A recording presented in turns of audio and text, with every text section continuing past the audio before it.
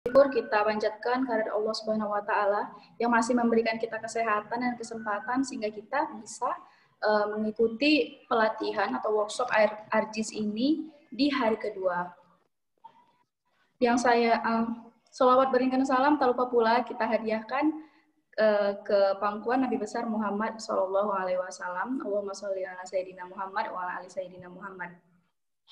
Yang saya hormati Bapak Freddy Saptiranda STMN selaku pemateri kita. Yang saya hormati Ketua Himpunan Bang Iqbal Karami. Yang saya hormati rekan-rekan panitia dan seluruh peserta workshop ARJIS 2020. Baik teman-teman, sebelum memulai, baiknya saya membacakan kembali peraturan workshop kita. Biar semuanya paham dan diharap masing-masing kita menaati ya aturannya. Nah, yang pertama terhitung dari tanggal 6 sampai tanggal 27 September dan kemudian dilanjutkan pada tanggal 3 sampai 4 Oktober 2020. Nah, di setiap sesi ini akan berlangsung selama 120 menit mulai pukul 10 pagi hingga 12 siang. Nah, kemudian seluruh peserta diwajibkan untuk mengaktifkan kamera video, kemudian mematikan mikrofonnya selama acara berlangsung. Peserta diharapkan berada di ruangan yang tenang, menggunakan background yang sesuai sehingga tidak mengganggu berlangsungnya acara. Peserta diharapkan mengisi absensi melalui link yang akan dikirimkan oleh panitia melalui chat pada room meeting selama pelatihan berlangsung. Nah, pelatihan berlangsung selama 4 hari, artinya masing-masing peserta mengisi absensi sebanyak 4. Peserta dapat mengajukan pertanyaan pada sesi pertanyaan nanti, dan mengirimkan chat pada room chat Zoom ini dengan format nama _ instansi, yang kemudian akan dipersilakan oleh moderator untuk bertanya langsung kepada pemateri. Nah, untuk kelengkapan data praktikum, pastikan seluruh peserta sudah menginstal dan mendownload data-data yang sudah diberikan atau di-share panitia di grup WhatsApp pelatihan workshop kita. Dan yang perlu diperhatikan sekali lagi bahwasannya peserta akan mendapatkan e-sertifikat di akhir apabila peserta mengumpulkan terkait penggunaan ARJIS selambat-lambatnya 1 minggu setelah seluruh rangkaian pelatihan berakhir. Ini berguna untuk mengukur indikator keberhasilan peserta dalam menyerap informasi dari pemateri. Nah, spesifik tugas akan diinformasikan lebih lanjut melalui WhatsApp grup JIS 53 2020, sehingga peserta diharapkan tidak langsung meninggalkan WhatsApp grup tersebut setelah pelatihan berlangsung. Nah, peserta juga akan mendapatkan e-sertifikat apabila peserta memenuhi absensi minimal 75% dari total 4 pertemuan pelatihan. Nah, berikut peraturannya, semoga dimengerti dan ditaati. Kemudian, jika di hari kemarin kita sudah membahas full mengenai teori, mengenai basic dari penggunaan ARJIS ini, kemudian di hari ini kita akan memasuk sesi lebih dalam lagi mengenai ARJIS, dan kita akan melakukan sedikit praktikum ya. Jadi, persiapan pesannya dan data-data yang sudah di-share oleh panitianya. Oke, langsung saja kita serahkan kepada Bang Freddy Saptawiranda untuk memulai pelatihan kita. Kepada Bapak Freddy dipersilakan. Oke, baik. Terima kasih kepada moderator ya. Assalamualaikum warahmatullahi wabarakatuh. Waalaikumsalam warahmatullahi wabarakatuh. Ya, alhamdulillah ya kita udah bisa bertemu lagi pada pagi ini. Semoga pertemuan kita ini semakin bermanfaat ya. Mungkin di tahap awal mungkin ada beberapa peserta mungkin yang mau menyampaikan kesan pesannya atau pengalamannya setelah diskusi yang kemarin. Boleh pengalaman bahagianya, senangnya, sampai misalnya bilang tadi malam saya sampai nggak bisa tidur nih Bang, karena teringat terus nih kepingin belajar hari ini. Atau mungkin ada pengalaman yang seremnya juga boleh. Misalnya, Mak ini semakin ini Pak, selama ini udah di kepala udah nyimpul nih, tambah nyimpul lagi juga boleh. mungkin ya sebagai pembuka kalau ada silakan, ada beberapa peserta mungkin yang mau menyampaikan kesan-pesannya sebelum kita mulai. Mungkin Pak kan kalau misalkan dari yang Zamna rekap juga dari kawan-kawan mungkin ada yang bermasalah dengan spek dari laptopnya yang pertama. Kemudian juga dari ya pertama kan dari spek laptop. Kemudian dari apa sih kemarin tuh lupa Zamna. Itu gimana Pak solusi yang tepatnya kalau misalkan laptopnya lemot dan lain sebagainya itu. Coba yang tanya itu. Berarti solusinya sabar aja waktu mengklik menu-menunya itu bilang. Banyak-banyak sabar ya bilang ya. Ikuti aja dulu bilang ya, sambil dites terus gitu ya. Oh iya Pak, satu lagi. Mungkin kan Ya. ada sebagian dari teman-teman kita nih yang sudah pakai, arti kan kita nih pakai 10.3. Mungkin ada yang pakai yang di atas 10.3 itu gimana? Bisa atau memang bermasalah nanti waktu kita buka data yang kita ambil dari 10.3 tuh Pak? Boleh sama aja. Yang masih di lingkungan yang versinya 10 itu sama sebenarnya kan. Mungkin bedanya nanti di beberapa tool. Bedanya di beberapa tool analisis yang mungkin juga kita nggak gunakan pada sesi kita ini gitu kan. Yang jangan pakai RJ9. Nggak ada yang pakai RJ9 kan? Itu udah beda yang interface-nya. Ya. Oke Pak. Mungkin itu keluhan dari peserta juga, cuma orang tuh mungkin nggak open mic. Ya. Oke, ada lagi mungkin dari yang ceweknya nih, yang Putri mungkin ada tanggapan?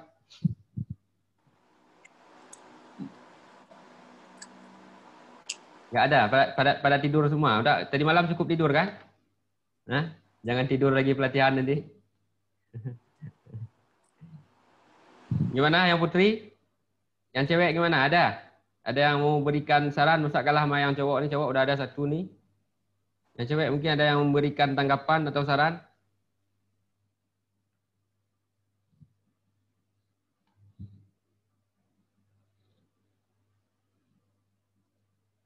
Nggak ada? Semoga nggak tidur ya. Itu yang di warung kopi, siapkan terus tuh kopinya, bareng berapa gelas, bilang nih dikasih secara berurutan kopinya nanti bilang ya. Bagi di rumah seduh sendiri ya. Oke ya, kita mulai ya. Gini aja, caranya ini kita belajar yang berat. Jadi jangan diberat-beratkan ya. Jadi kita sambil santai mengalir aja belajarnya. Sehingga ilmu ini terekam di kepala kita ya. Bukan hanya bisa ngeklik-klik di mouse saja, tapi nggak melekat di kepala. Besok waktu ngeklik udah lupa. Karena klik cuma pakai 2 jari kan. Nah itu. Ini nanti yang akan jadi partner abang, asisten abang berarti Anissa ya. Untuk tahap sesi ini. Oh ya, oke. Nanti mekanismenya abang jelaskan tahapan dari proses yang akan kita lalui hari ini sampai 2 kali pertemuan lagi ke depan. Setelah itu nanti kalian akan dipandu oleh Anissa. Nanti praktek cara melakukannya akan dipandu oleh Anissa. Nanti abang yang memonitoringnya ya. Oke, kita mulai ini dulu.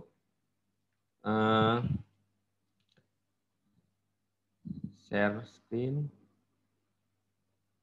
Nih, siapa hostnya? Coba diizinkan dulu untuk share screen nih.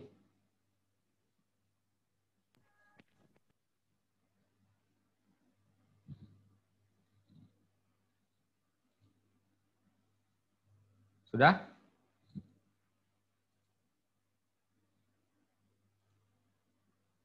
Host siapa nih hostnya?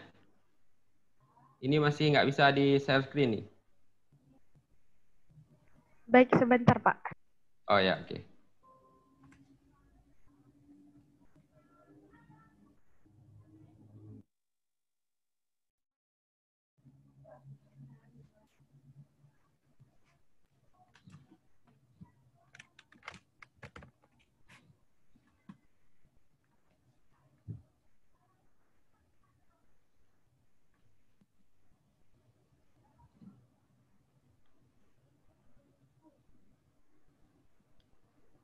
Oke ya, udah kelihatan semua?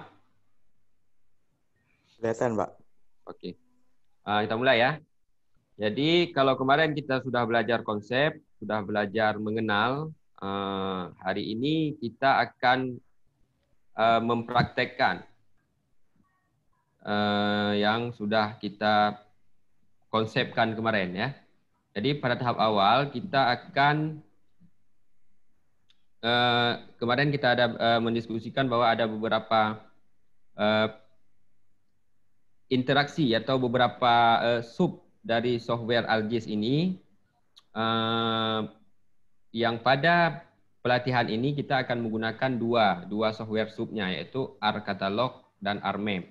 Nah, yang kita fokuskan untuk pelatihan kita ini adalah dua cabang software dari ArcGIS tersebut. Jadi yang pertama adalah ArcCatalog.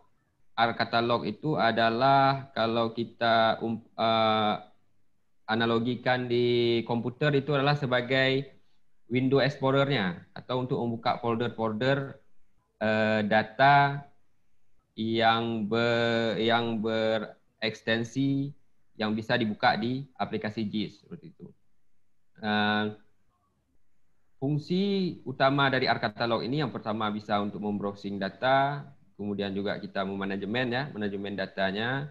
Kemudian dari sini kita juga bisa nanti mengkonversi ke format apa yang kita inginkan, misalnya untuk bisa didistribusikan ke software lain, misalnya ke AutoCAD, ke aplikasi-aplikasi yang lain juga seperti itu.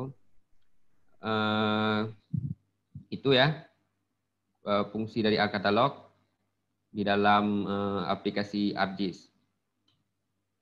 Ini misalnya contoh untuk browsing data.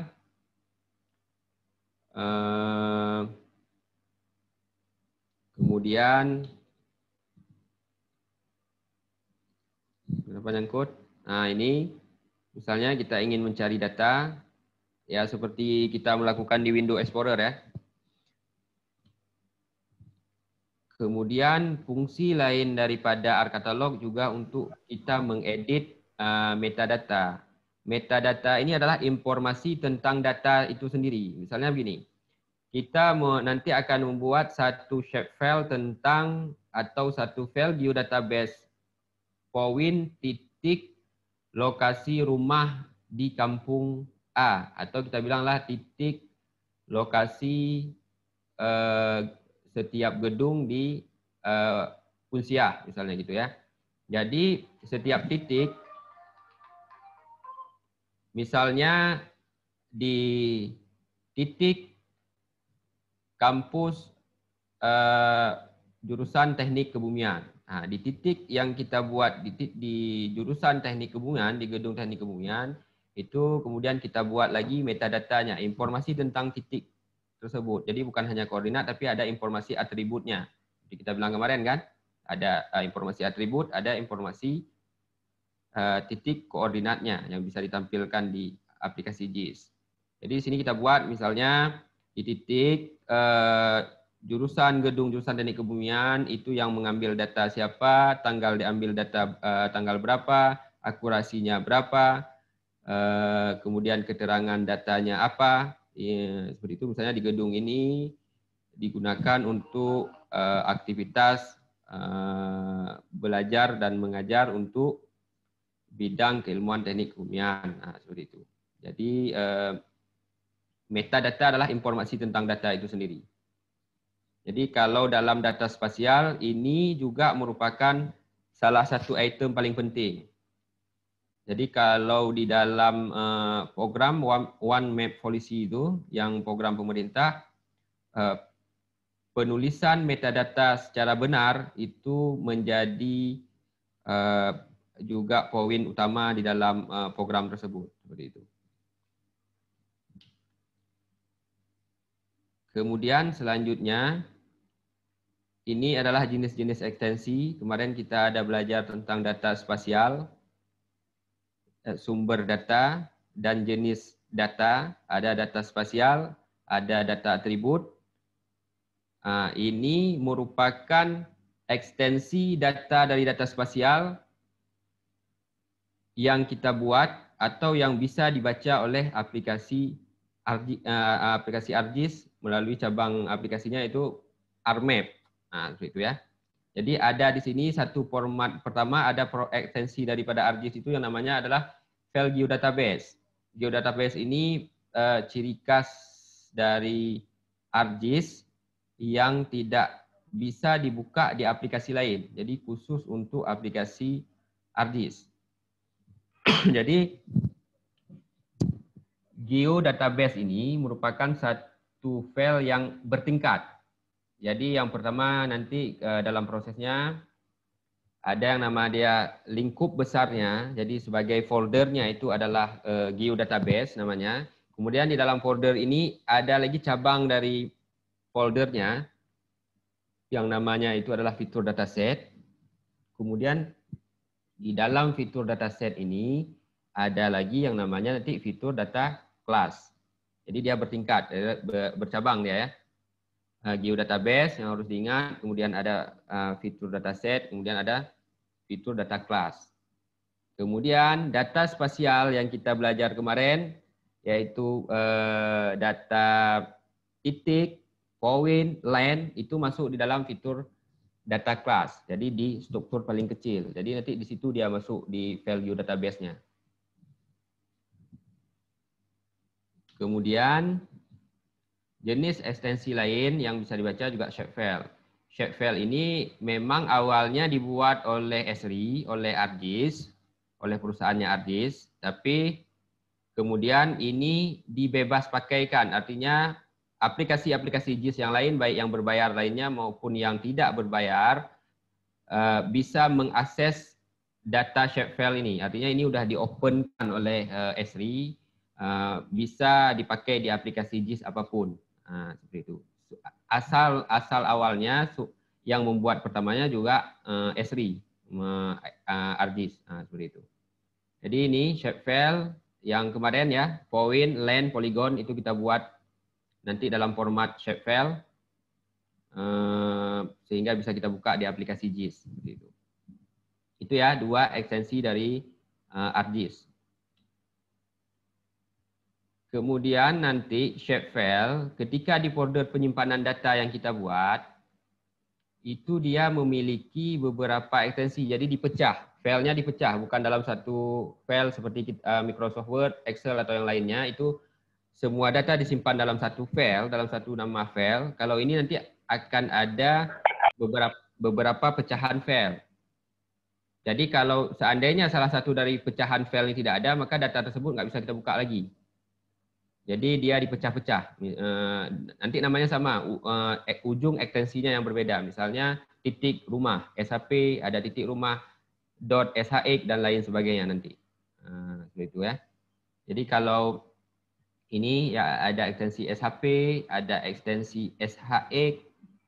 Ini untuk arah, indeks posisi ya. Ini perlu untuk analisis yang berhubungan dengan arah, perlu .shx ini misalnya seperti yang kita cerita kemarin untuk analisis network atau networking analysis misalnya itu perlu ini ekstensi SHX. Di situ digunakan ekstensi SHX. Kemudian ada DBF, itu format database. Jadi file-file dari atribut, data atribut yang kita belajar kemarin itu disimpan dalam pecahan file yang namanya DBF ini. Seperti itu ya. Kemudian ada ekstensi PRJ, projection. Projection ini adalah file tempat disimpannya sistem koordinat yang kemarin sudah kita pelajari. Ada sistem koordinat terproyeksi, ada sistem koordinat geografis. Jadi nilai dari koordinat di setiap titik dalam shapefile yang kita buat itu disimpan dalam satu pecahan file PRJ ini seperti itu. Kemudian ada XML. Tadi metadata. Metadata itu disimpan di dalam XML ini. Jadi kalau XML ini kita hapus, maka metadata dari data yang kita buat itu akan hilang. Nggak ada lagi dia metadatanya. Karena pecahan file untuk menyimpan XML, ekstensi XML-nya udah kita hapus. Seperti itu. Kemudian ada ekstensi lain, ada SBN. Ini hampir sama dengan SBX. Ini hanya sebagai pendukung untuk proses query. Query itu juga merupakan analisis, salah satu analisis. Misalnya kita ingin mencari korelasi dari sebuah data. Misalnya kita mau cari rumah dengan luasan sekian. Di dalam banyak titik rumah, di dalam banyak data rumah yang ada di suatu daerah, kita ingin mencari misalnya rumah dengan luas sekian yang memiliki atap sekian dan sebagainya, misalnya seperti itu. Ini kita yang dinamakan query. Jadi kita mencari dengan sintak tertentu. Nah, seperti itu. Kemudian ada XBX, ini ekstensi yang lain. Juga dia ini hanya untuk membantu dalam proses loading data ketika kita masukkan ke aplikasi ArcGIS-nya. Ini ada CPG. Nah, ini untuk sistem coding. Ini lebih ke analisis codingnya, seperti itu. Nah, itu ya ekstensi, beberapa ekstensi file pecahan dari sebuah data shape file yang kita buat nanti. Nah, kemudian kita masuk ke pengenalan ArcMap. Kira-kira nanti tampilannya dari aplikasi ArcMap ini seperti ini ya. Yang akan kita otak-atik selama 3 kali pertemuan lagi ke depan ini. Ini dia. Kira-kira kayak gini tampilannya. Ya seperti ini banyak tool-toolnya. Jadi nanti kalau diklik lagi itu bisa di menu edit, di menu insert itu ada lagi dia anak dia, banyak lagi anak dia. Yang sudah pasti itu lebih banyak anaknya daripada di Microsoft Word atau Microsoft Excel. Nah, ini tampilan view depannya front dari aplikasi ArcMap itu ada keterangan. Yang satu itu adalah menu barnya, menu bar yang di atas. Kemudian yang kedua itu adalah table of content. Jadi table of content ini adalah tempat layer-layer yang kemarin kita bahas, layer-layer peta yang kita buat dengan GIS adalah dalam bentuk layer-layer, maka tempat layer di setiap data yang kita masukkan ke aplikasi ArcMap ini, ke aplikasi ArcGIS ini adalah di dalam menu table of content. Jadi kalau misalnya hilang table of content-nya, kalau misalnya hilang tampilan layernya, maka yang harus dicari, yang harus diceklis kembali adalah table of content biar menunya kembali muncul. Nah, seperti itu. Kemudian itu yang poin 3-nya itu data frame. Data frame artinya adalah sebuah frame, sebuah bingkai. Jadi itu satu data frame, itu misalnya satu data frame Indonesia itu memuat satu lingkup data yang kita masukkan. Jadi kalau udah lain frame, nanti udah lain lagi view-nya. Bukan lagi di data frame yang Indonesia. Mungkin kalau dibuat data frame yang kedua, itu akan ada tampilan dari data frame yang kedua. Nah, seperti apa ya? Kalau kita umpamakan seperti folder, jadi nanti kan ada folder rumah, misalnya dalam folder rumah itu ada anaknya lagi. Kemudian ada folder sungai, jalan, misalnya dalam folder jalan ada lagi file-filenya. Jadi fungsi dari data frame ini adalah untuk itu ya. Jadi untuk mengelompokkan data-data layer dari data kita yang kita masukkan ke aplikasi ini. Kemudian yang keempat, itu layer tadi, data ya, data yang kita masukkan, baik yang ekstensinya tadi SHP, shapefile, maupun yang ekstensinya tadi geodatabase. Kemudian yang kelima itu katalog. Jadi ArcCatalog tadi, selain bisa kita buka dia secara mandiri, dia juga sudah terkoneksi dengan aplikasi ArcMap. Jadi ketika kita mau browsing data langsung di ArcMap, kita bisa langsung buka di dalam ArcMap-nya aplikasi ArcCatalog-nya seperti itu. Misalnya seperti kalian kalau mau buat tabel Excel di aplikasi Word, itu kan ada menu tool-nya di Word itu insert spreadsheet atau insert Excel tabel. Nah, itu ada juga. Nah, ini fungsinya sama kira-kira seperti itu. Kemudian ada data view. Nah, data view ini adalah layarnya ya, layar yang menampilkan data yang kita masukkan ke data frame di table of content-nya. Kemudian data tersebut akan tampil view-nya itu di data frame ini, di layar ininya. Seperti itu. Kemudian poin 7 itu koordinatnya. Jadi seperti kita belajar kemarin, konsep datum, konsep proyeksi bumi, konsep daripada sistem koordinat yang membelah setiap bahagian di bumi itu ada nilainya. Jadi dimanapun kita klik di bumi ini, di data kita nanti, dimanapun kita klik di data ini akan muncul nilai koordinatnya, dimanapun. Nggak ada tempat yang luput dari titik koordinat ini. Nah, karena semuanya itu telah diproyeksikan, jadi seluruh bentuk permukaan bumi sudah diproyeksikan ke dalam satu sistem koordinat, yang kemudian setiap titik yang kita klik itu ada sistem koordinatnya. Kalau misalnya kita gunakan seperti kemarin UTM, artinya dia mempunyai nilai X dan Y-nya. Seperti itu. Kemudian yang ke-8 itu, ini yang di bawah ini ada toggle editing namanya. Ini untuk menunjukkan di sininya ini view dari data yang kita masukkan atau kita menggunakan view layout.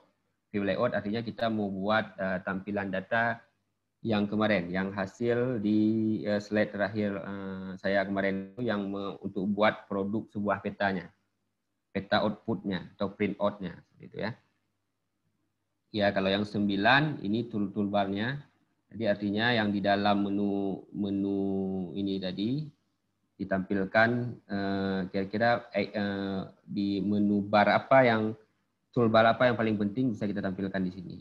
Nanti dari dalam menu utamanya ini bisa kita tarik untuk ditampilkan di menu toolbarnya seperti itu. Oke, ini keterangannya ya, bisa kalian baca lagi. Kemudian nanti tahap selanjutnya, tadi baru berkenalan, nanti akan diajarkan oleh Anissa gimana cara menggunakan art katalog dari awalnya. Kemudian kita masuk ke aplikasi ArtMap-nya. Tadi udah kita kenalkan view depannya, front dari aplikasinya. Kemudian nanti tahap selanjutnya kita akan belajar bagaimana membuat data shapefile tersebut. Ada data point, ada data line, garis, dan polygon. Nanti kita akan pelajari cara membuat datanya. Ini dinamakan dengan data vektor ya. Yang kita buat shapefile ini namanya adalah data vektor. Kalau data raster, kalau citra satelit namanya data raster. Kalau data shapefile namanya data vektor. Nah, itu diingat ya. Ini tadi membuat shapefile, kemudian ini mana tadi? Ini proses membuat geodatabase tadi. Di geodatabase juga ada jenis bisa kita buat 3 jenis data juga, 3 jenis data vektor juga. Itu ada point, line, ini bukan polyline juga. Ini artinya banyak garis, polyline dan polygon. Jadi di sini juga bisa kita buat sama seperti SAP tadi, cuman dia hanya ekstensinya aja yang berbeda. Seperti itu. Kemudian nanti tahap selanjutnya, setelah kita udah bisa membuat datanya, kemudian apa yang harus kita lakukan dengan data yang sudah kita buat? Artinya kan harus kita isi. Kita isi data shapefile atau geodatabase sebagai data vektor di dalam ArcGIS yang sudah kita buat harus diisi. Kalau enggak kan kosong. Jadi artinya enggak ada data, artinya kita enggak ada nge-record data. Cara record datanya di sini dinamakan dengan proses digitasi. Digitasi ini artinya kita mengidentifikasi, misalnya kalau kita menggunakan citra, kita mengidentifikasi misalnya titik rumah, titik bendungan, titik tower misalnya dan sebagainya. Kemudian yang jalan nanti kita identifikasi sebagai jalan, kemudian kita digitasi dengan menggunakan data shapefile jalan misalnya seperti itu. Kemudian kebun misalnya atau lahan area lain kita gunakan dengan menggunakan shapefile data vektor jenis polygon seperti itu. Jadi prosesnya kita melakukan membuat data atau membangun data dengan aplikasi GIS itu dinamakan dengan digitasi ya. Seperti itu.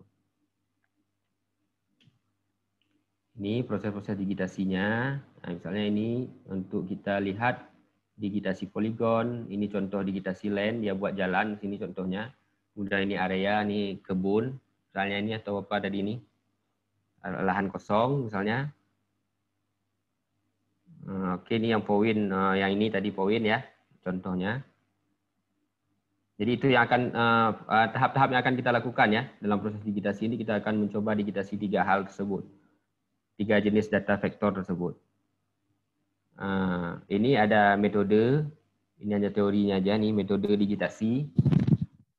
Jadi metode digitasi itu ada yang menggunakan meja. Ini mungkin yang model lama ya. Model yang manual dulu, atau ada memang namanya meja digitizer dulu seperti layar ya. Tapi sekarang udah jarang digunakan ini. Karena sekarang udah lebih mudah orang melakukan digitasi itu menggunakan on screen atau menggunakan layar monitor. Jadi hanya dengan mouse saja. Hanya dengan mouse kita sekarang udah bisa melakukan digitasi data-data tadi seperti itu. Memang mungkin ada yang lebih mudah kalau kita menggunakan yang ada namanya mouse pen. Nah, jadi mouse dalam bentuk seperti layar, kemudian ada pennya, kita digitnya menggunakan pen. Ada juga. Nah, seperti itu. Tapi kebanyakan sekarang orang lebih nyaman menggunakan mouse seperti itu. Nah, tahap selanjutnya, tadi kan kemarin kita udah pelajari tentang apa itu JIS. Artinya selain kita bisa membuat data tersebut yang udah kita buat pun bisa lagi kita edit. Misalnya tadi kita udah buat line, ternyata ada garis jalan yang ternyata kita salah melakukan digitasinya, kita bisa edit lagi. Nah, seperti itu. Atau tadi poligonnya, ternyata kita udah lewat kebun orang. Nah, ini kalau nggak kita pasin, ini bisa berantem orang nih. Jadi bisa kita edit lagi itu nanti poligonnya. Artinya itu kelebihan dari salah satu aplikasi JIS. Selain bisa membuat data, juga bisa mengedit data yang udah kita buat. Seperti itu ya. Nah, ini sama. Semua jenis data vektornya bisa kita edit. Line, point, polygon.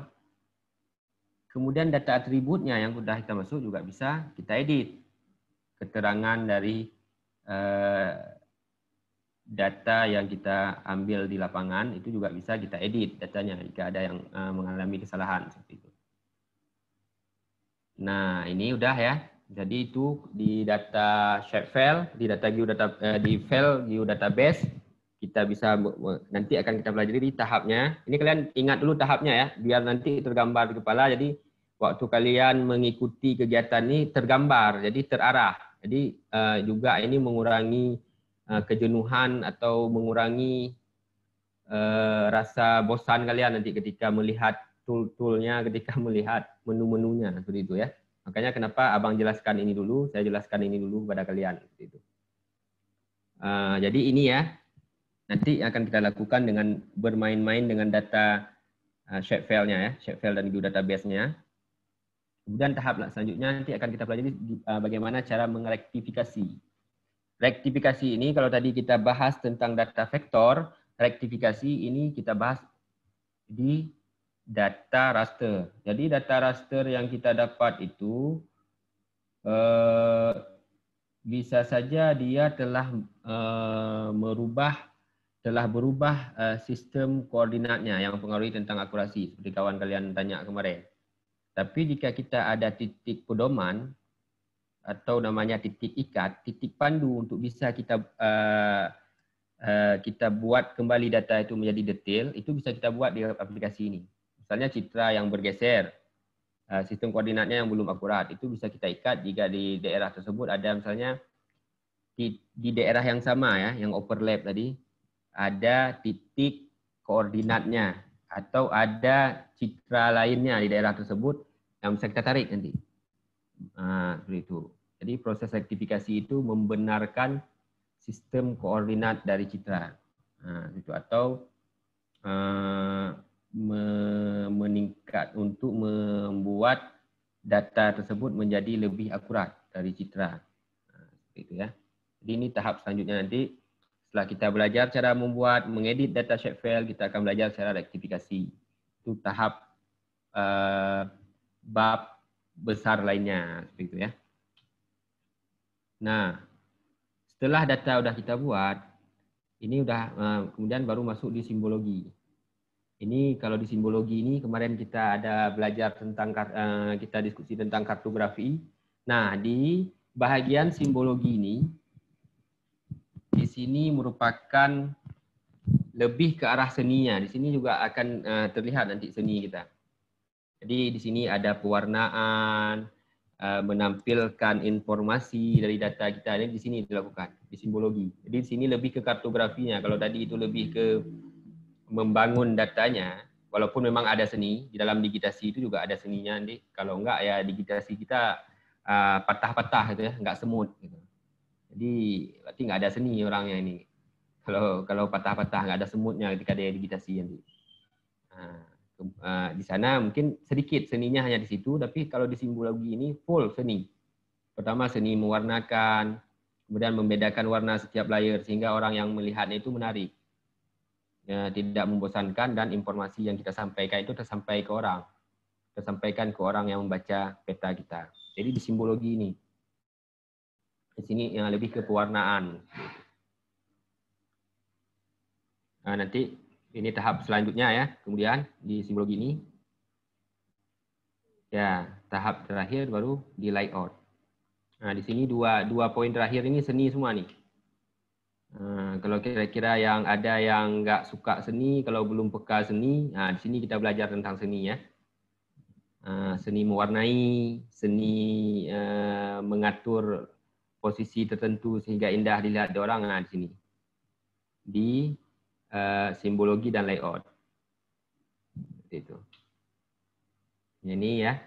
Ini yang tadi view dari data. Tadi ada tampilan dari data view, data view. Ini tampilan dari view layoutnya. Nanti kita akan layout di sini. Sini semua nanti proses layoutnya. Oke, itu dulu. Dari saya, silakan kalau mau ditanyakan sebelum kita lanjut ke tahap selanjutnya.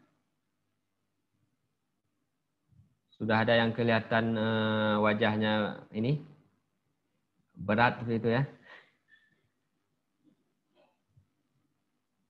Silakan kalau ada yang mau ditanyakan.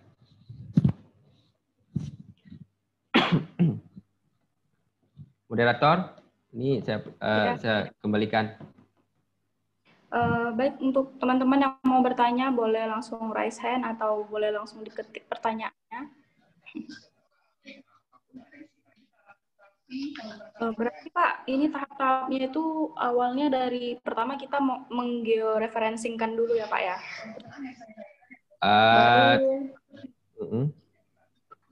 Baru kemudian kita masuk ke metode digitasinya. Baru setelah itu kita edit data vektor, kemudian kita masuk ke rektifikasi, baru simbologi, dan terakhir layout peta ya Pak ya? Ya itu enggak awal gini terbalik itu. Awalnya nanti kita bangun data dulu. Setelah kita bangun data baru melakukan rektifikasinya, dan digitasinya gitu ya.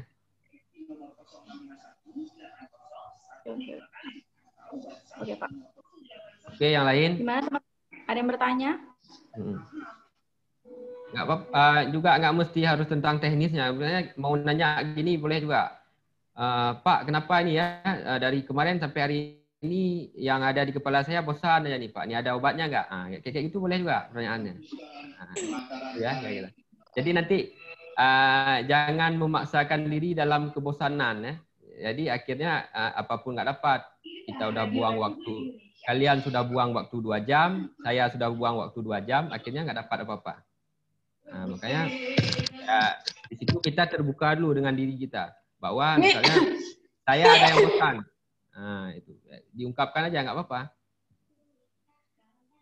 Silakan aja.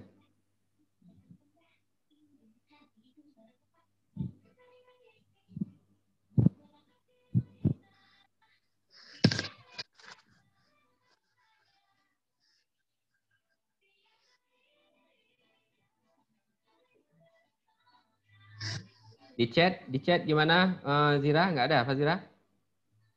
Nggak ada pertanyaan? Belum ada. Udah pada pusing semua atau udah pada paham semua nih? Pusing, Pak. Pusing, Pak. Ya, di mananya yang pusingnya? Diceritakan. Di mana pusingnya itu diceritakan. Sebelum kita mulai selanjutnya, kalau kita mulai terus nanti tambah pusing. Pak, yang di pas bagian vektornya tuh Pak. Bisa Ya, Bapak gimana? jelasin sedikit lagi, Pak? Tentang data vektornya. Ya, Pak. Yang nggak paham tentang data vektornya di mananya?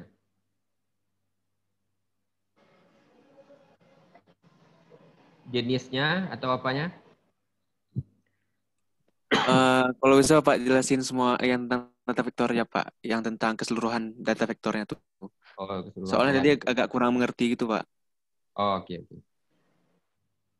Ini data vektor ya. Share lagi dulu.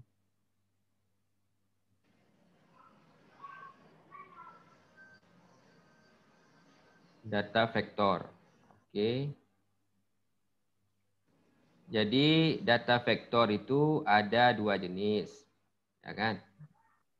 Data vektor ada dua jenis, yaitu ada nanti bisa dia ekstensi di aplikasi JIS-nya, bisa ekstensi dia itu dalam format shapefile atau dalam bentuk, jangan gini lah, dalam bentuk shapefile, ini shapefile, atau dalam bentuk geodatabase. Jadi ada dua jenis data.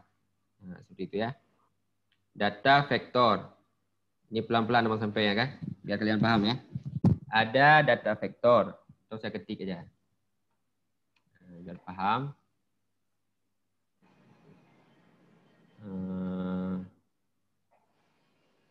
Mana new slide-nya nih? Oh, nggak bisa ya. Oh, nggak bisa diedit. Oke, nggak bisa diedit ternyata. Ada namanya di dalam jenis data. Bentar. Abang ini dulu ya. Saya tulis dulu saya ini. Oh, nggak bisa diedit. Ternyata aplikasi Word-nya belum di-crack, jadi nggak bisa kita edit ternyata ini. Udah ya, saya jelasin aja ya. Nah, gini. Jenis data di aplikasi JIS ada di ekstensi di aplikasi JIS ada dua. Jadi ada yang namanya data shapefile, ada data geodatabase. Dua-duanya ini ada dua-duanya ini bisa untuk membuat data vektor, yaitu data vektor point, data vektor len, dan data vektor poligon. Tadi titik, garis, area. Ya. Dua jenis ekstensi tadi yang ada di ArcGIS, shapefile dan geodatabase. Bisa membuat tiga jenis data vektor ini. Nah, seperti itu. Kemudian, kalau yang data geodatabase itu dia nanti filenya ketika kita buka file tempat penyimpanannya di folder kita itu dia dalam bentuk ekstensi sendiri, kode-kode itu. Nanti kita lihatlah setelah kita buat nanti kalian buka foldernya. Kemudian kalau shapefile, ketika folder tempat penyimpanan datanya kita buka di folder kita, di window explorer kita, itu nanti yang muncul beberapa jenis data. Kemarin nggak salah ada saya masukkan ini fotonya, nggak masuk di sini ya. Ada beberapa jenis ekstensi nanti dipecah dia. Jadi ini ekstensi yang tadi saya jelaskan. Ada yang formatnya nanti namanya misalnya shapefile dari titik rumah. Ada nanti nama filenya dipecah di dalam folder itu. Titik rumah.shp, titik rumah.sax, titik rumah.dbf, titik rumah.prj dan lainnya tadi. Seperti itu. Jadi itu data vektornya itu. Jadi data vektor, kemudian ekstensinya nanti ada yang shapefile, ada yang geodatabase. Gitu. Gimana? Udah ini kira-kira ada paham atau mau dilanjut lagi? Nggak apa? Siapa tadi yang nanya? Lanjut lagi, Jihad. Udah paham kira-kira tentang data vektor dan shapefile-nya?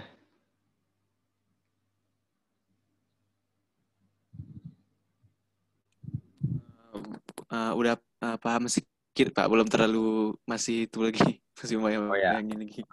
ya, nggak apa nanti saya kirimkan ininya ya, poin-poinnya, slide-nya dari yang kemarin dan hari ini, makanya nanti dipelajari lagi ya.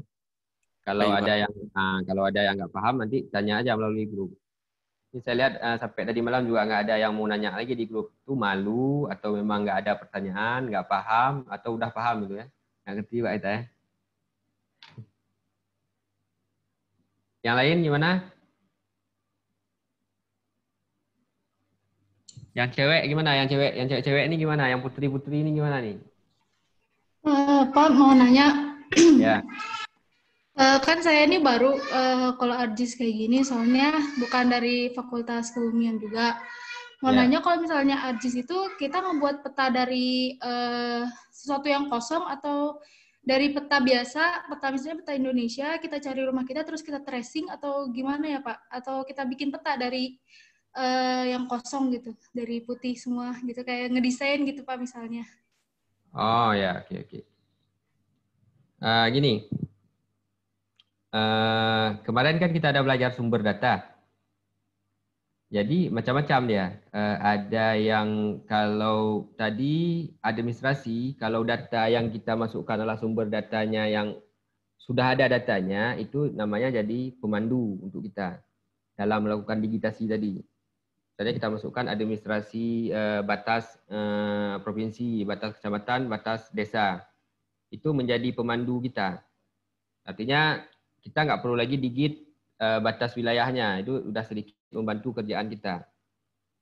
Kemudian ada misalnya data apa lagi, misalnya data poligon rumah, misalnya yang kita dapatkan dari dinas apa gitu. Mereka udah duluan digit. Jadi kemudian bisa kita gunakan lagi. Artinya itu masuknya ke data input.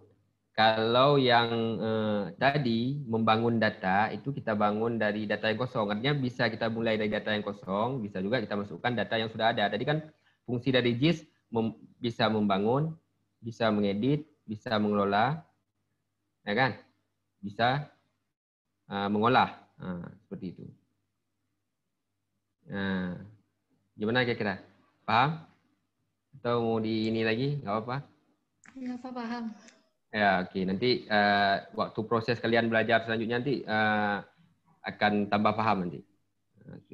Mungkin Pak begini Pak, maksudnya yang nggak pahamnya itu Kak gini, maksudnya misal nih ada orang yang suruh buat kita peta, kayak misalnya ini kemarin tuh ditanya dari mana, dari teknik geofisika di markas PMI ya, sama pembina-pembina di situ. Habis itu dibilang, cobalah kalian nanti anak teknik geofisika itu buat semacam peta yang memang mengalokasikan markas kita ini, markas PMI Unsiah.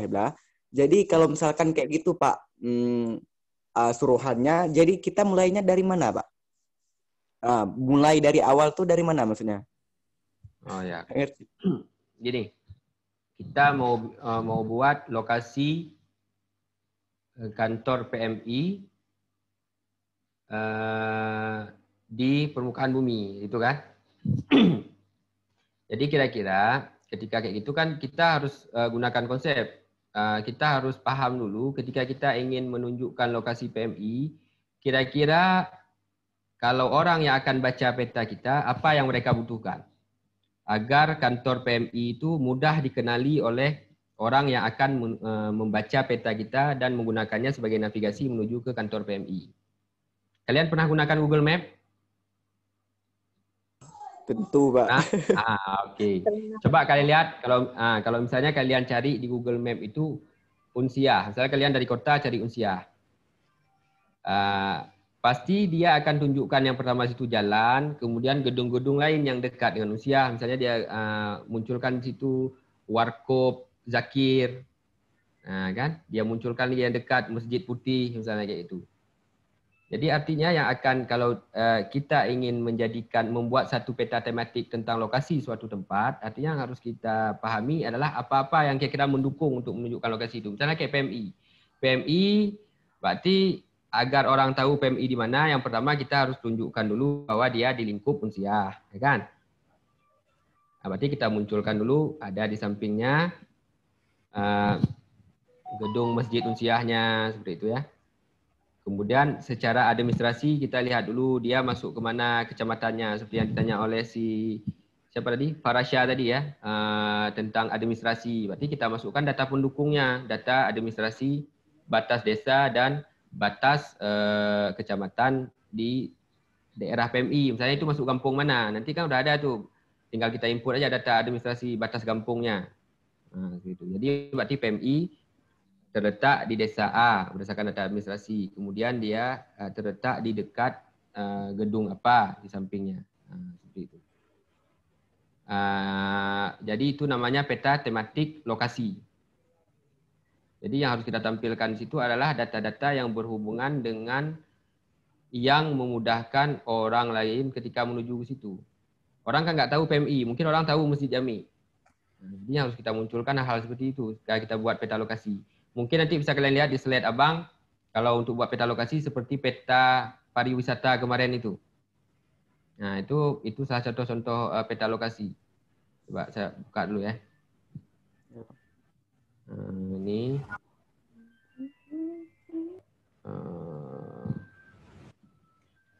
Ini misalnya.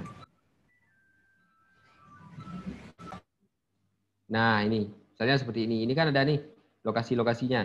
Nah, kalian bisa buat seperti ini kalau mereka mintanya peta lokasi. Apa ada gedung di sekitarnya, didigitasi, dibuat keterangan. Jadi orang mudah untuk menjadi panduan navigasi dia ketika ke objek yang kita ingin tunjukkan. Ya, ini kalau batas administrasi seperti tanya sama Farisa tadi seperti ini misalnya. Ini ya, misalnya data COVID tadi. Jadi di sini yang perlu kita digit adalah titik lokasi mahasiswanya misalnya. Yang perlu kita digit, yang perlu kita buat adalah buffernya, ringnya misalnya. Sedangkan data administrasinya udah ada, tinggal kita masuk aja datanya. Nah, sini misalnya ini kan, dia menunjukkan ada Banda Aceh, Aceh Besar, dan kabupaten yang lainnya.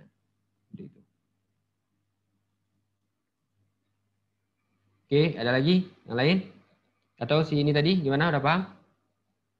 Zamna? Ya Pak, udah ada gambaran Pak. Ya.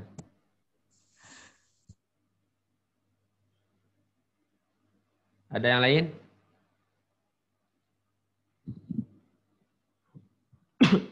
Itu ada di chat itu apa tuh? Pertanyaan atau apa tuh? Ya Pak, pertanyaan. Pertanyaan yang mana tuh? Yang Sultan Khairullah Baharudin. Yang Sultan ini apa nih? Soal rekomendasi aplikasi Android yang bisa menampilkan KML atau KMZ. Dan yang bisa record track GPS smartphone kita apa aja? Banyak aplikasi yang bisa digunakan kalau di smartphone. Saya lupa nama-nama aplikasinya. Nanti dibuat aja GPS, di search aja di ininya, Play Store-nya itu. GPS banyak aplikasinya. Nanti ada yang bisa include, misalnya yang bisa include KML, Google Earth-nya di smartphone itu bisa include KML.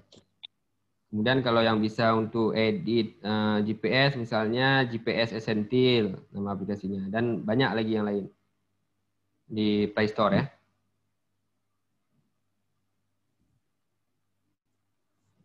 Oke, ada lagi yang lain? Sebelum mulai.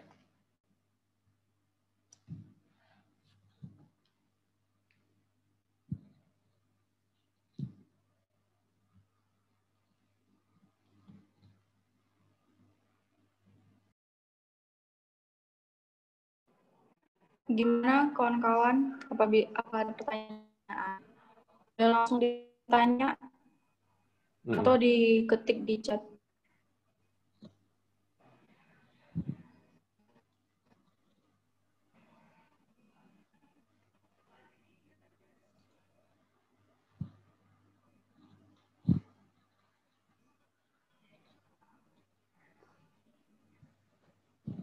Habis? Atau nanti kalau ada nyusul, ya kalau ada nanti nyusul di grup boleh ya. Kalau ada pertanyaan. Mungkin selanjutnya ini saya serahkan ke Anissa aja ya untuk mulai ya. mulai aja untuk dipandu kawan-kawannya untuk mulai belajarnya. Ini saya monitoring dari sini. Baik, Pak. Silakan, ya. Baik, jadi untuk langsung prakteknya, untuk yang bagian pertama itu akan dimulai oleh Nasruddin. Kepada Nasruddin, boleh silakan dimulai. Baiklah, terima kasih Pak Anissa, Pak Freddy, dan juga moderator Fazira. Nah, jadi di sini saya pertama akan memperlihatkan aja dan mengenali beberapa bagian dari aplikasi-aplikasi yang sudah disebutkan oleh Pak Freddy tadi. Jelas tadi ada 2 aplikasi yang kita gunakan pada hari ini, yaitu pertama ada Arts Catalog dan kedua ada Arts Map. Nah, yang pertama itu kita langsung aja coba Arts Catalog, itu teman-teman bisa langsung search saja. Arts Catalog di search ini saya udah buka. Dan ini adalah tampilan dari Arts Catalog. Ya, sesuai seperti foto yang udah ada di PowerPoint tadi. Di sini ada menu. Ini ada bagian sorry.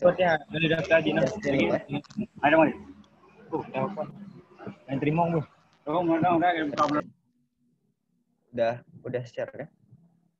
Maaf lupa tadi. Udah, Bang. Udah kan? Oke. Jadi kalau mulainya kayak biasa aja kita cari di sini Arts Catalog. Kayak biasa kita cari di search, ini udah saya buka. Ini tampilan aplikasinya Arts Catalog. Nah, di sini sama seperti yang dijelaskan tadi, bisa kita lihat di bagian atas ini ada hal yang lumrah kita lihat, ada menu bar. Kemudian bagian sini ada tool, ini tool standar. Kemudian ada tool geografi. Sini ada tool lokasi folder. Dan juga ada tool metadata. Sedangkan di bagian kiri bawah ini bisa kita lihat ada katalog tree, ini berisi folder yang bakal kita buka nanti yang memiliki data-data geografis di laptop kita. Dan tampilannya preview, konten, dan deskripsinya ini tampilan dari folder yang kita lihat nanti.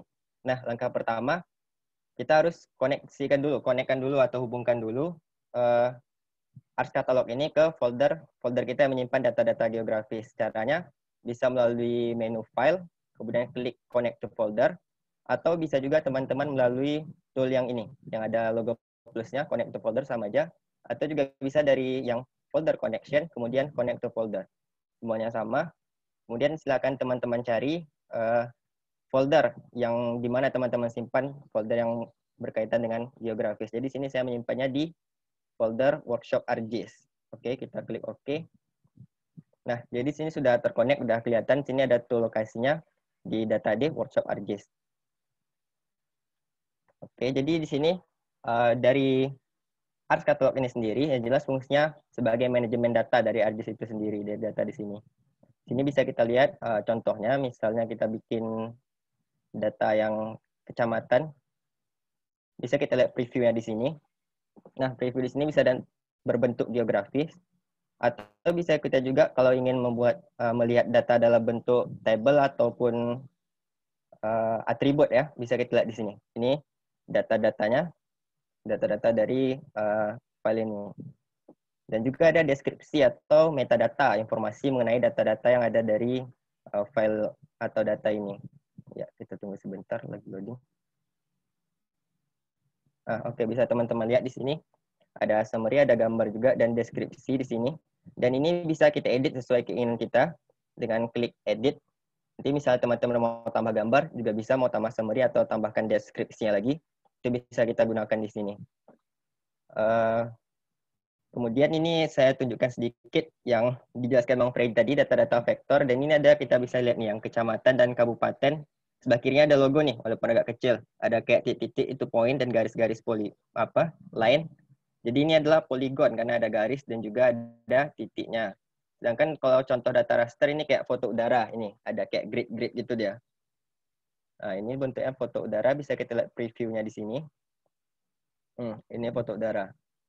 Dan deskripsinya di sini belum ada kita isi ya, metadatanya. Dan ini adalah tampilan sederhana dari Arts Catalog. Hanya fungsinya untuk manajemen data, sedangkan yang banyak kita lakukan nanti adalah mengolah data, untuk analisis data, untuk membuat peta itu segala macam. Kita gunakan di aplikasi Arts Map. Arts Catalog ini hanya untuk manajemen data ataupun untuk search juga bisa di sini. Sebenarnya juga bisa kita gunakan di Arts Map. Nanti akan saya tunjukkan bagaimana kita menggunakan katalog di Arts Map nanti. Nah, selain itu di Arts Catalog ini bisa juga kita membuat geodatabase seperti yang dijelaskan tadi. Itu caranya sederhana. Ya, kita tentukan dulu di folder mana kita mau bikin geodatabase-nya. Misalnya saya di sini mau buat di folder admin. Oke, saya klik kanan.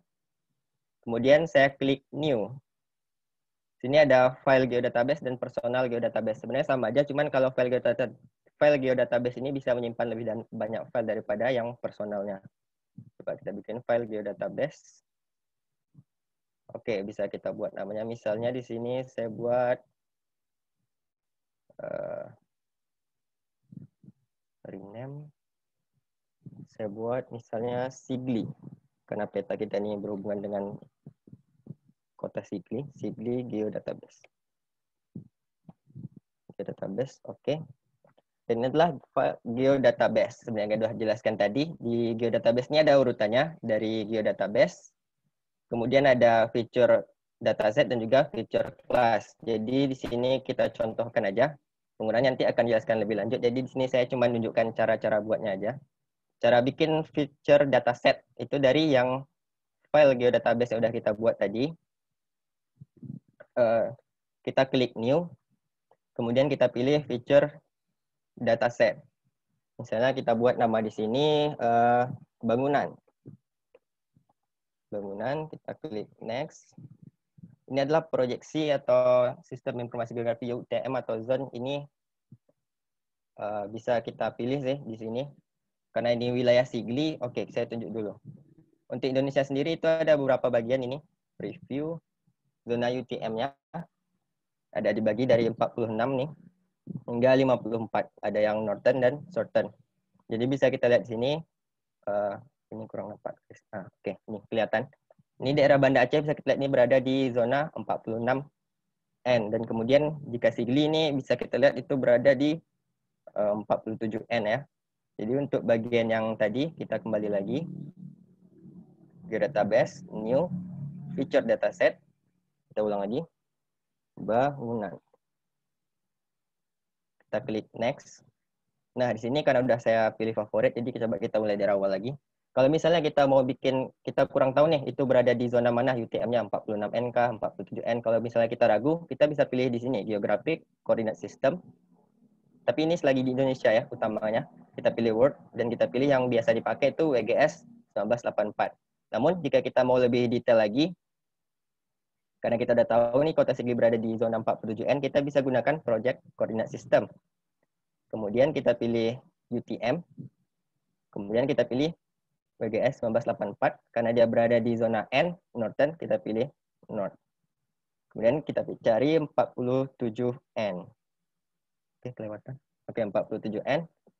Kemudian kita klik Next. Next. Ini kita defaultkan aja, nggak perlu diganti. Oke, jadi bangunan. Ini adalah namanya feature dataset. Karena ini belum ada apa-apanya, karena kita butuh satu lagi, yaitu feature class ya. Jadi dalam feature dataset ini kita harus nambahkan lagi namanya feature class. Yang ini yang berisi data-data. Misalnya di sini kita bakal tambahkan, ini terserah kita buat aja, bangunan pemukiman. Contoh aja ya, ini terserah kita. Pemukiman, aliasnya bangunan. Karena bangunan pemukiman ini bisa kita lihat nanti dia ada datanya di land use itu berbentuk poligon karena ada titik dan garisnya. Kita pilih feature tab-nya poligon. Ini nggak perlu, kita next aja. Ini juga default kan. Nah, dari sini kita akan ambil data dari yang udah ada di bahan. Mungkin teman-teman udah dikirim ya bahan-bahan ArcGIS ini, latihan ArcGIS dasar. Caranya itu kita import file, tekan klik import, karena ini yang belum ada isinya, kita import. Kemudian kita pilih data kita tadi, misalnya tadi itu bangunan pemukiman, itu ada di land use. Kita pilih bangunan. Kita klik add. Nah, ini udah kelihatan datanya, kita klik finish. Oke, ini datanya udah jadi satu nih. Sigli Geodatabase isinya bangunan pemukiman feature class-nya.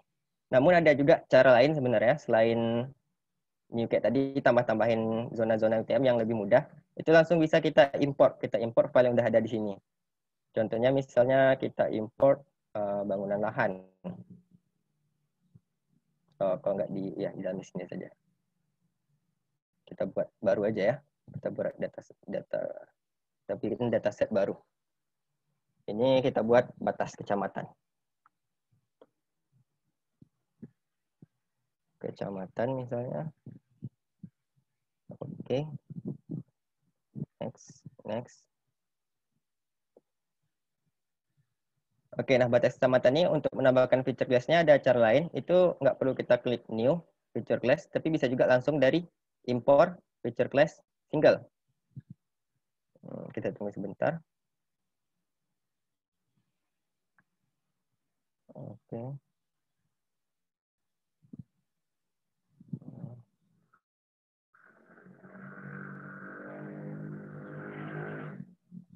Oke. Jadi di sini bisa langsung kita tambahkan. Kalau tadi kan ada pakai import segala macam, masukkan zona-zona UTM-nya, ini langsung mengikuti nantinya. Kita klik juga. File mana yang mau kita ambil. Misalnya batas kecamatan itu kita ambil di file admin. Ada kecamatan yang ada di Kota Sigli. Kita klik add. Dan sini output feature class-nya kita bikin, nama filenya apa mau kita bikin. Misalnya batas kecamatan Sigli. Oke. Ini lebih gampang, kita langsung klik OK aja, nggak perlu ngatur-ngatur lokasi atau UTM yang tadi karena udah mengikuti dia dari file ini. Kita klik OK. Proses dulu pembuatan feature class-nya.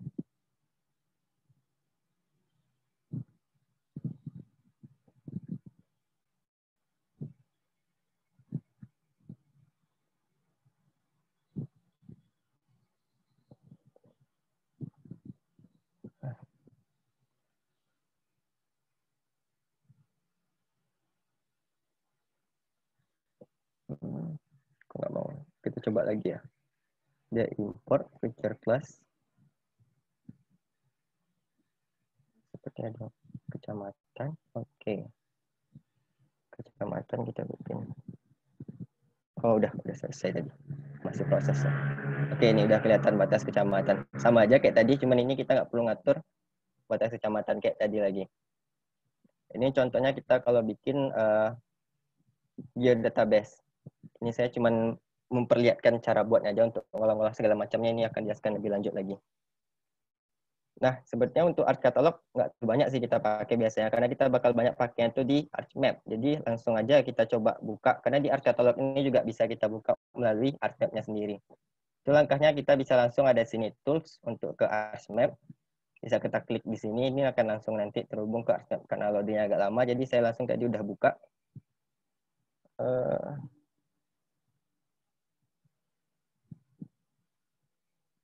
ArchMap, oke, ini. Saya udah buka. Nah, di sini bisa kita lihat ini adalah tampilan awal dari aplikasi ArchMap.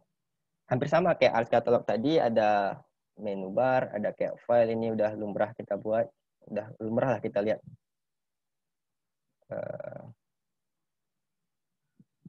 Kemudian ada menu-menu tools-nya segala macam. Dan kemudian sini kita kiri bisa kita lihat table of content. Dan ya ini sebelah kanan ada katalog. Dan biasanya ini kalau bagi pemula, kalau misalnya kita nggak sengaja nih terclose, misalnya katalog ini kita terclose, atau misalnya search juga kita terclose, nggak tahu kayak mana, bisa balik kayak ini lagi. Itu caranya mudah, kita cari aja dari menu barnya itu dari Windows. Ada table of content yang ini, katalog ataupun search. Kita klik lagi. Nah, seperti ini. Kan kembali seperti sedia kala yang tadi lagi. Selain cara itu juga ada sebenarnya di tools-nya. Ini bisa kita ada search juga, sama. Dan ini juga ada art catalog, sama juga. Ini table of content juga sama. Terserah kita mau milih yang mana. Nah, untuk pertama-tama kita menggunakan ArchMap ini, sama seperti art catalog, kita harus koneksikan folder. Karena tadi saya udah buka di art catalog, itu foldernya udah connect ya. Nah, jadi kalau misalnya di ArchMap ini, kalau misalnya kita di aplikasi lain, kita langsung seret, misalnya data ada di galeri atau di folder, kita seret ke sini. Kalau di ArchMap dia nggak bisa, karena bakal error nanti datanya. Jadi kita pertama harus connect folder dulu. Jadi kita bukanya harus dari sini, nggak boleh dari Windows Explorer atau folder-folder lain yang di luar aplikasi ini. Sebenarnya sini untuk penjelasannya nanti mungkin akan dilanjutkan oleh teman saya. Untuk yang paling penting di sini, untuk memulai tahap proses ini segala macam itu ada di Arch Toolbox. Ini banyak digunakan nanti, bisa dari proses awal georeferencing, digitasi, edit data, itu menggunakan Arch Toolbox semuanya. Nah, yang pertama itu kita harus aktifkan dulu nih toolsnya semua. Ini semua harus kita buat checklist dulu, 3D analysis, art scan. Karena biasa kalau misalnya ada beberapa yang tidak kita checklist, misalnya ada beberapa gitu kan. Nanti pas kita gunakan Arch Toolbox ini, misalnya 3D analysis. Kita buka, misalnya kita mau bikin 3D feature, buffer 3D. Nanti dia tidak akan bisa diproses karena toolsnya tidak kita aktifkan. Jadi pertama harus kita aktifkan dulu yang di ekstensi. Kita checklistkan dulu semuanya. Oke, ini tampilan Arch Catalog hampir sama, cuman nggak ada preview dan metadatanya ya, nggak ada di sini. Cuman sama aja karena kita buka foldernya juga dari sini. Kalau kita mau narik folder, tinggal kita seret. Misalnya kecamatan, kita seret aja ke sini. Nah, ini ada kecamatan, ini adalah frame, udah jelasin tadi. Kemudian slide-nya akan saya perlihatkan sedikit saja yang terakhir ini untuk set file ya, cara membuat set file. Karena untuk pengolah-ngolah nanti buatnya, ini caranya sama kayak tadi, kita bisa pilih aja di folder mana mau kita tentukan set filenya. Misalnya saya di sini mau pilih di folder, misalnya jalan, misalnya ya. Saya pilih shape file di sini. Kita klik new. Kita pilih shape file. Shape file, oke. Dan sini kita bisa langsung pilih nama. Misalnya kita mau buat apa nih di peta nanti. Kita mau bikin misalnya jalan utama. Utama karena jalan ini bersifat garis ya. Karena udah jelasin mungkin kemarin ya. Poin-poin itu seperti titik-titik itu kayak mana. Polyline ataupun polygon. Jadi sini karena jalan kita pilih polyline. Nah di sini juga sama seperti tadi. Kita harus memilih koordinat sistemnya. Kita harus pilih dulu koordinat sistemnya di sini. Sama seperti tadi, kita mulai dari sini. UCM, UGS84, Notem, ini tergantung daerah mana yang mau kita olah data nanti, misalnya 47N. Nah, jika untuk mempermudah kita nanti, ini langsung aja misalnya 47N, kita klik Add to Favorite.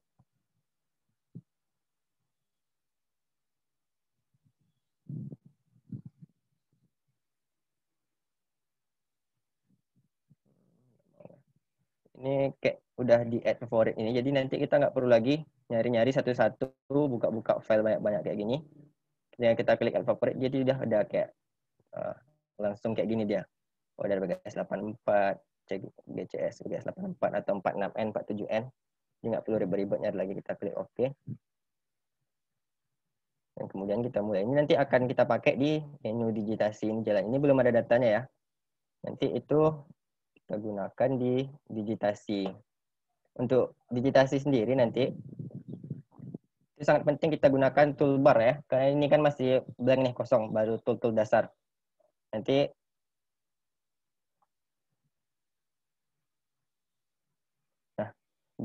kita bisa aktifkan toolbar yang berkaitan misalnya dengan georeferencing. Georeferencing kita cari di sini, georeferencing. Oke, kita klik. Nah, di sini, ini tools ini akan kita pakai nanti untuk menggeoref data-data. Atau misalnya kita pakai untuk editing nanti, editor. Kita bisa pakai editor. Ini bisa kita pakai nanti untuk editing, membuat kayak tadi polyline atau segala macamnya bisa dari sini. Nah, sepertinya untuk pengenalan cukup segini dulu karena nggak terlalu apa ya. Nanti bakal lebih pusing lagi karena bahas-bahas yang lebih ribet, bakal lebih agak lama waktunya. Mungkin untuk pengenalan dasar-dasarnya, sepertinya tampilan-tampilan segala macam, cukup ini dulu. Saya kembalikan ke moderator. Terima kasih. Oke, baik. Terima kasih, Inas. Mungkin ini selanjutnya akan saya serahkan ke Nisa ya, karena ini kita masih lanjut ke sesi praktek. Oke, untuk Nisa saya persilakan. Ini sedikit abang instruksi ya. Coba nanti si Nisa coba pelan-pelan aja ya, ajarnya step by step diajarkan kawan-kawannya ya. Iya Bang. Ya, tadi kan udah dijelaskan sama Inas sejelas. Sekarang dibuat ini aja. Yang lain sekalian praktek ya untuk peserta yang lain. Tadi kan udah kalian lihat sekilas gambarannya. Nah, sekarang ikuti prakteknya. Siapa yang akan pandu prakteknya? Kita. Iya Pak, untuk Ya. georeferencing. Ya, oke. Untuk georeferencing, yang membangun database Pak. tadi udah. Yang membangun Gimana, Pak? Yang membangun database tadi? Udah bagian Inas kan, Pak? Sekarang coba untuk masing-masing peserta sebelum lanjut ke tahap selanjutnya, praktekkan. Mulai dari buat tadi apa tadi? Buat file geodatabase-nya, buat file fitur dataset, fitur data class, kemudian buat SHP line, point, dan polygon. Coba dipandu lagi, di share screen ya. Yang lain ikuti ya, yang untuk peserta lain. Kalau ada kendala langsung ditanya ketika ketika dijelaskan itu langsung ditanyakan. Ya, misalnya ketika ada yang terlewatkan, oh tadi saya lupa klik ini, di mana? Langsung ditanyakan ya. Oke, siapa mau share screen? Anissa mau membangunnya? Silakan. Balik lagi ke Inas, Pak. Oh ya, oke, Inas, silakan Nas. Praktek pelan-pelan dari pertama tadi, dari membuat file geodatabase dulu. Volumenya Nas. Oke, silakan ya. Yang lain ikuti ya, semua peserta ya. Udah mulai ya? Oke, kita mulai dari yang geodatabase Pak ya? Ya, mulai cara membangun geodatabase. Semuanya dipraktekkan. Dengan menggunakan RMap aja. Oh, dari RMap aja. Di RMap aja ya. Oke, ini dulu, keluarin dulu data ini. Ya, oke. Coba semuanya peserta udah seperti ini tampilannya? Belum, Pak. Oh, belum. Oke. Langsung aja dibuka. Semuanya udah udah buka dulu. Sudah ada tampilan kosong seperti ini semua.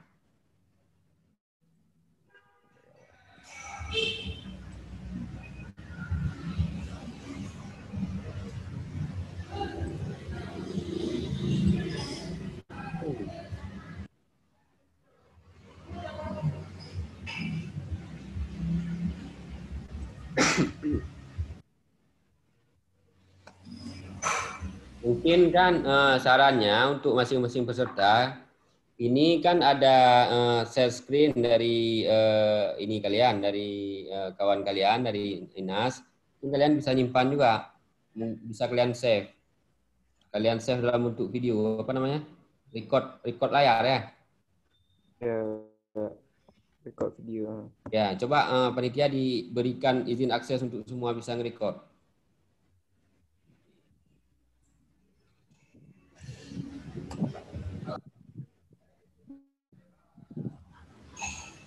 Gimana cara record di sini?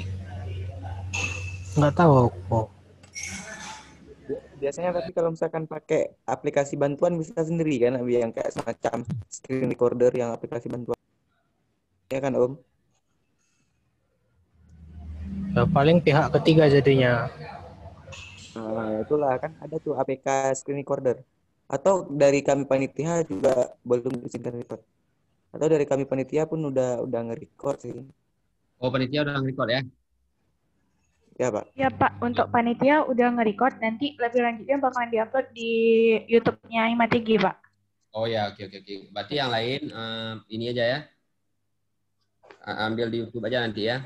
Sekarang coba praktek Iya, dulu pelan-pelan dari membangun data tadi. Minimal nih hari ini semua peserta bisa dulu membangun datanya, membangun data geodatabase dan data shape file-nya. Itu udah cukup itu dulu kalau untuk hari ini nanti ya. Ini kan setengah jam lagi. Silakan. Langsung ya untuk peserta nanti langsung kalau ada yang ketinggalan langsung kalian bilang ini saya ketinggalan. Kalau enggak nanti kami kan nggak tahu, kami nggak bisa lihat layar kalian kan. Yang bisa lihat kan kalian yang bisa lihat layar kami kan.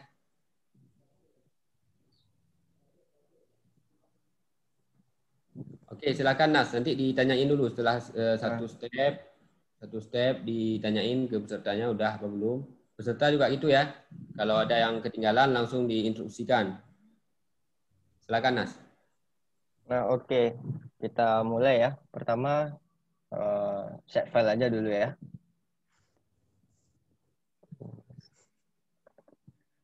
Sama kayak tadi yang udah saya jelasin, pertama langkah pertama yang kita buat itu konekkan dulu aplikasinya ke folder yang berisi data-data geografisnya. Bisa teman-teman ikuti, bisa dari sini. Kalau teman-teman mau yang lain bisa juga dari sini, connect data, ataupun dari menu file juga bisa. Oh, sorry. Oke, dari sini, salah. Oke, dari sini ya. Kita konekkan dulu folder tempat kita nyimpan data. Mungkin teman-teman udah dapat semua kan data yang dikirim oleh panitia, data pelatihan ARKIS dasar. Udah ada semua kan? Sudah Bang. Sudah ya. Oke, langsung aja kita connect to folder di sini. Kita lihat dulu penyimpanan kita di mana. Tuh, lihat penyimpanan teman-teman. Kalau saya di sini saya menyimpannya di folder workshop ARKIS. Iya, ada yang bicara? Oke, kita lanjut aja. Kita connect folder. Apakah sudah bisa teman-teman semua?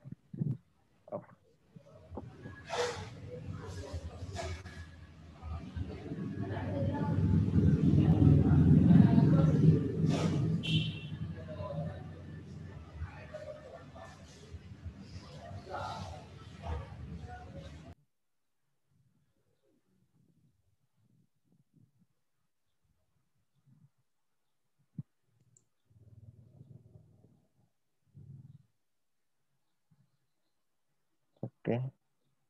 Oh, mati. Share screen. Udah connect semua teman-teman foldernya? Sudah Bang. Oke. Oke. Nah, langkah pertama bisa kita lihat di sini folder. Kita pilih dulu nih di folder mana mau kita bikin shape file-nya. Jadi yang kita tahu kan shape file itu ada data vektor 3 bentuk tadi, ada yang point, ada yang line atau garis, dan juga ada yang polygon atau dalam bentuk area atau ruang gitu.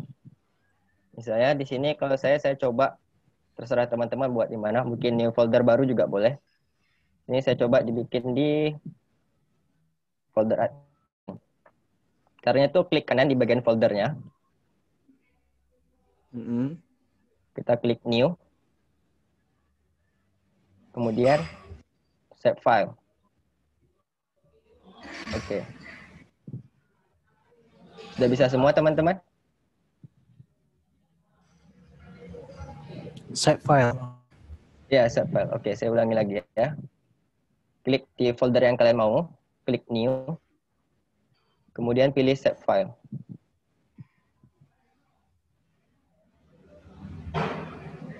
Oke, di save file ini namanya itu terserah kita mau bikin apa. Misalnya saya bikin di sini rumah sakit misalnya. Ini terserah teman-teman. Di sini untuk rumah sakit sendiri saya akan memilih titik-titik tertentu di peta nanti yang akan saya tentukan sebagai rumah sakit. Jadi di sini saya pilih point. Kalau misalnya teman-teman untuk jalan atau sungai, itu bisa teman-teman pilih polyline. Atau misalnya area, misalnya lapangan sepak bola, atau misalnya yang lain, danau, itu bisa teman-teman pilih polygon nanti untuk di feature tab-nya. Oke, jadi saya contohkan sini rumah sakit dulu, point.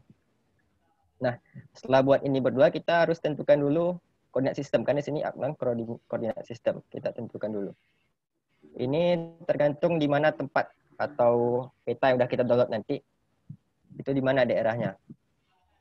Kita contohkan lagi, misalnya, oke, saya ulang ya.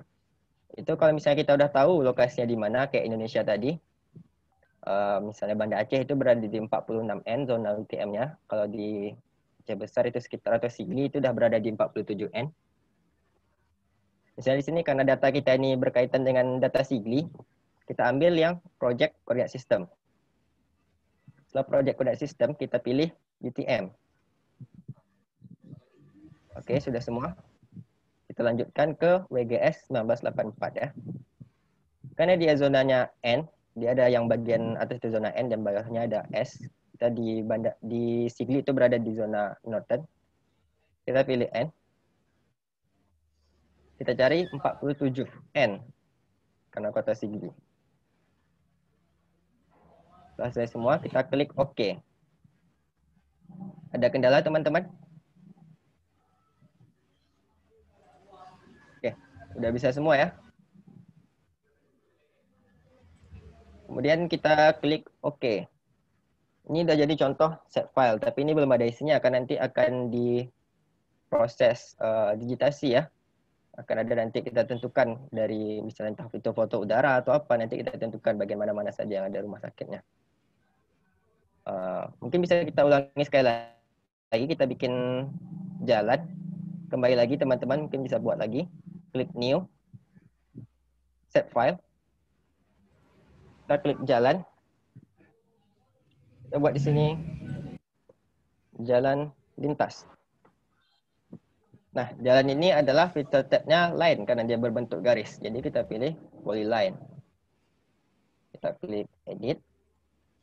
Nah, misalnya teman-teman kita contoh lain, kita kurang tahu nih itu berada di zona UTM-nya mana, berapa N atau berapa S, kita kurang tahu. Jadi kita bisa pakai yang universalnya aja, yang sering dipakai sekarang untuk sistem informasi geografis itu WGS 1984. Bisa teman-teman, kalau tadi di Project Coordinate System, bisa kita pilih di Geographic Coordinate System. Bisa kita pilih di Work. Kemudian kita ambil WGS 1984. Ini bisa dipakai ya. Oke. Ini coordinate sistemnya sangat penting ya teman-teman ya. Lalu kita klik OK. Nah, untuk membuat ini nanti mungkin akan lanjutkan minggu depan. Mungkin itu yang tadi saya contohkan tadi, ada menu editing. Sambil ini kita bisa pakai nanti. Kayaknya itu nggak perlu dulu ya. Ini cara buatnya aja. Ini kira-kira ada pertanyaan untuk yang set file ini?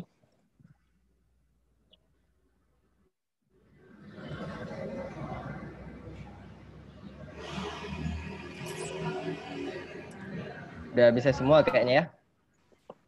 Kita buat set file. Oke, selanjutnya kita buat database. Kita hapus saja dulu.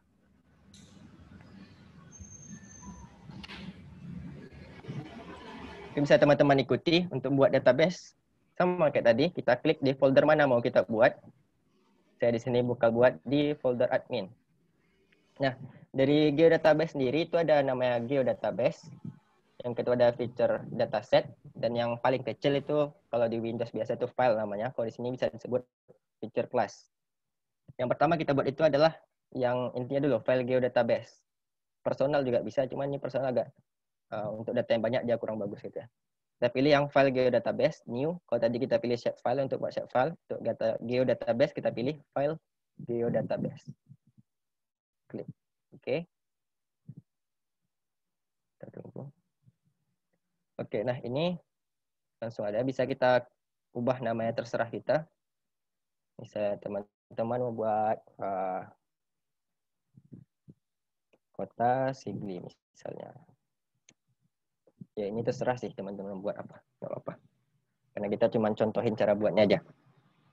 Nah, di sini saya bikin kota Sigli karena ini belum ada apa-apanya nih. Ini cuma folder aja, tapi siap ada. Kita bakal masukkan di sini.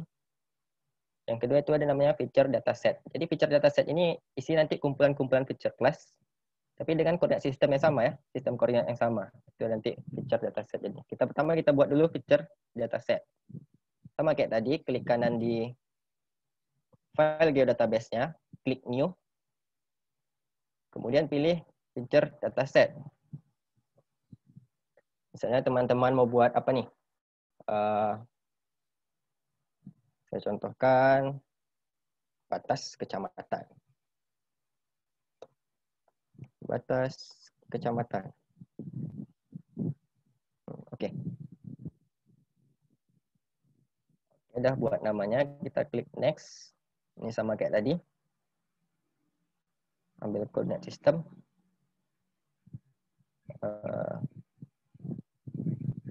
Klik next. Ini next saja. Ini nggak perlu, kita defaultkan aja. Oke, jadi untuk feature datasetnya. Nah, untuk menambahkan data lagi, sama seperti tadi, ini ada dua cara seperti saya contohkan tadi ya. Kalau yang di PowerPoint tadi kita pakai new feature class, kita tambahkan di sini.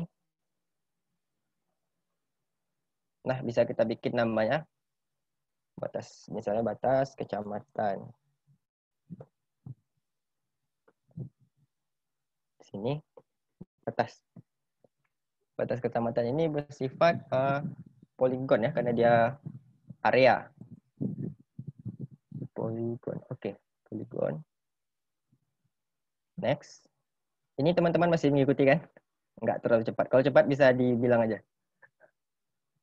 Oke, ini kita defaultkan aja.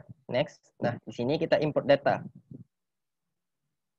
Ini bisa teman-teman. Ini cara pertama. Import datanya kita di sini. Import data. Kita ambil data batas kecamatan yang udah ada di file tadi. Workshop. Ya. Latihan. Oke, bisa pelan-pelan ya. Ini batas kecamatan. Batas kecamatan itu ada di file, di folder data. Kemudian ini foto udara, jalan, kontur, line, dan use. Oke, ini di batas kecamatan. Nah, ini ya filenya ya. File SHP-nya. Jadi kita ambil dari sini. Jadi kita masukkan nanti ke dalam ini. Kita jadikan feature class. Misalnya kita mau pilih misalnya di feature datasetnya rumah sakit atau bangunan, kita bisa pilih nih rumah sakit atau yang lain yang berhubungan dengan bangunan. Karena itu tadi line, polygon. Kita ambil yang kecamatan, kata batas kecamatan kita pilih tadi ya. Oke, pilih aja file SHP yang teman-teman maksud. Kemudian klik add. Oke, ini data udah masuk. Kemudian finish. Oke, nah di sini akan jadi batas kecamatan. Atau misalnya, saya hapus dulu, saya contohkan cara yang satu tadi. Cara yang satu lagi itu dari feature datasetnya, kita klik kanan juga. Kalau tadi kita klik new, feature class, ini bisa langsung kita tambahkan dari import. Sama saja, import feature class single. Oke, slowly.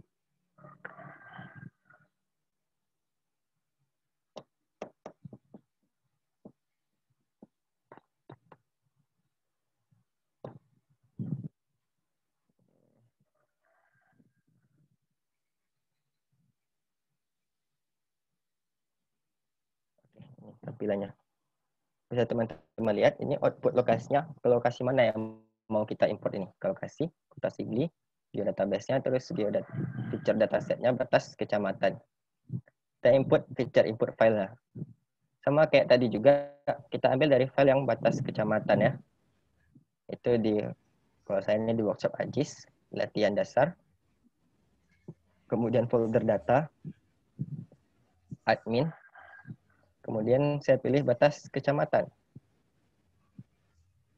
Oke, di sini sama kayak tadi juga kita klik add. Baru kita klik nama yang di sini. Batas kecamatan. Oke. Nah, di sini kelebihannya biar agak lebih cepat sebenarnya. Kita langsung dari yang import ini karena kita nggak perlu lagi masukin sistem koordinat kayak yang tadi, mulai dari new masukkan sistem koordinat segala macam. Jadi langsung ini. Jadi dia sistem koordinatnya nanti akan otomatis mengikuti sistem koordinat yang di file ini, SHP kecamatan ini. Maksudnya kita klik OK. Oke, sedang proses ya, kita tunggu sebentar.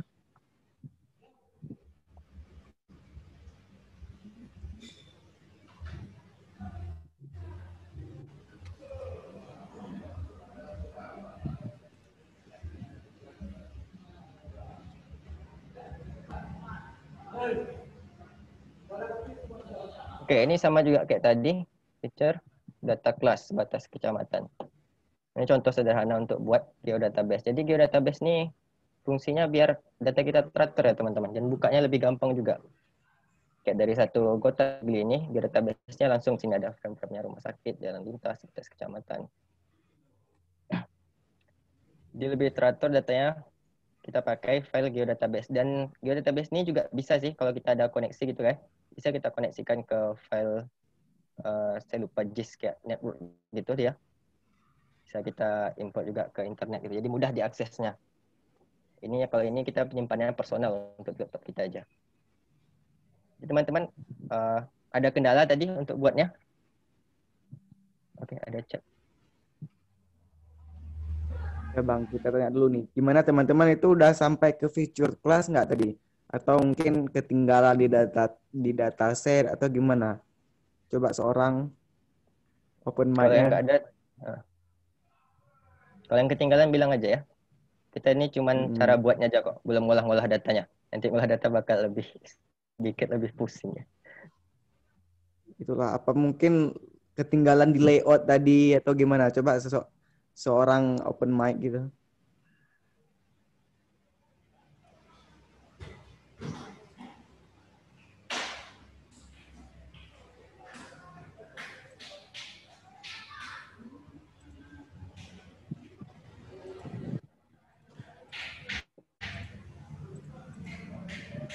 Oke. Ada kendala nggak? Kalau nggak kayaknya saya nggak paham yang saya ini udah saya sampaikan. Karena kalau nggak paham ini nanti bakal ribet lagi. Kalau untuk ngolah-ngolah data selanjutnya, apalagi ini terutama yang set file nih.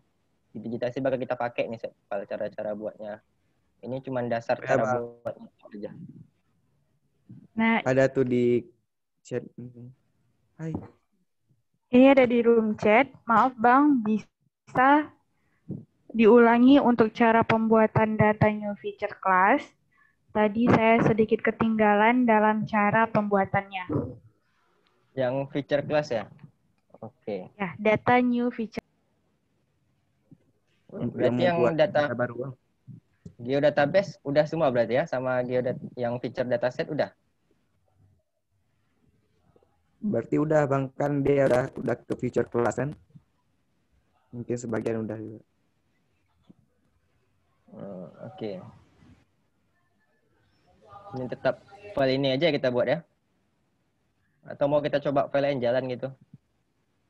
Udah jam berapa? Jam 11. Oke, kayaknya ini aja biar cepat. Udah mau jam 12 soalnya. Ini boleh kita delete. Atau mau tambah lain juga boleh. Ini kalau ini saya delete aja. Karena nggak ada di sini juga. Nanti kita tambahkan. Oke. Berarti feature datasetnya udah ya? Geodatabase, kemudian feature datasetnya dulu. Nah, langkahnya sama kayak kita bikin feature dataset tadi. Kalau tadi kita klik kanan di geodatabase, nah untuk feature data class kita bikin klik kanan dulu di feature datasetnya. Kalau ini kan saya bikin namanya batas kecamatan. Nah, langkahnya tadi ada dua yang saya contohkan tadi. Langkah pertama itu klik new. Oke, masih mengikuti ya. Kemudian pilih feature class. Oke, saya lanjutkan. Nah, namanya ini boleh terserah kita aja. Misalnya nama, kita balik aja nggak apa-apa. Kecamatan batas. Ini batas. Oke. Nah, jadi ini udah dijelaskan kan data-data vektor itu bentuknya ada 3 tadi. Batas kecamatan bisa kita tahu itu bentuknya berbentuk area. Jadi itu dia adalah poligon ya, bukan titik ataupun cuma sekedar garis. Dia area gitu, ada bidangnya. Kita pilih sini feature tab-nya polygon feature ya. Oke, masih mengikuti ya sampai di sini. Kemudian lanjut kita klik next. Yang ini default aja, nggak perlu kita ubah. Next, nah yang perlu kita ubah di sini. Import data. Nah ini kan datanya masih kosong nih. Kita import dulu datanya dari mana kita ambil. Kalau ini kan batas kecamatan. Batas kecamatan saya nyimpannya di folder connection. Latihan ArcGIS dasar. Data. Di sini di admin. Kalau misalnya teman-teman tadi ada yang buat jalan gitu, kita bisa pilih tadi di Polyland. Itu bisa ambil folder jalan sini, bisa pilih jalan detail yang lebih lengkapnya nih. Karena ini saya buat batas kecamatan, saya ambil di admin. Kemudian filenya saya pilih batas kecamatan yang file SHP ini ya. Oke, saya add. Saya import data yang sini. Oke, setelah selesai, kita klik finish. Oke, ini udah jadi ya. Feature data class-nya. Nah, kita coba lagi cara yang kedua yang saya buat tadi. Ya, cara pertama udah paham semua? Atau ada yang ketinggalan lagi? Paham. Itu Oke, ada oke. yang ketinggalan di bagian koordinat, Nas. Oh iya, lupa tadi ya. Ada yang nanya, bisa diulang nggak yang lihat daerah Indonesia yang koordinatnya gitu Oh ini ya. di chat. Yang dari Word itu kan, yang kita pilih 1984 tuh. Yang koordinat UTM-nya atau gimana? Iya Bang, yang kita tengok Iya, dari Sigli itu yang kan. awal yang Itu. UTM.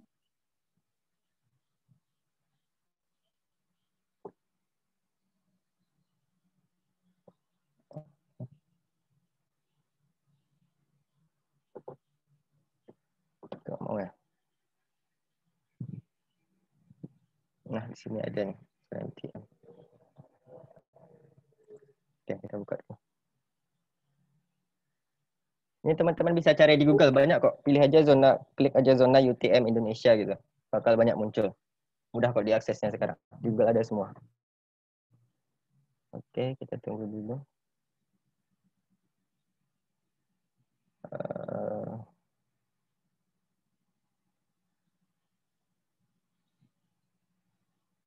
Nah, ini dia. Zona UTM. Jelas semua ya teman-teman gambarnya?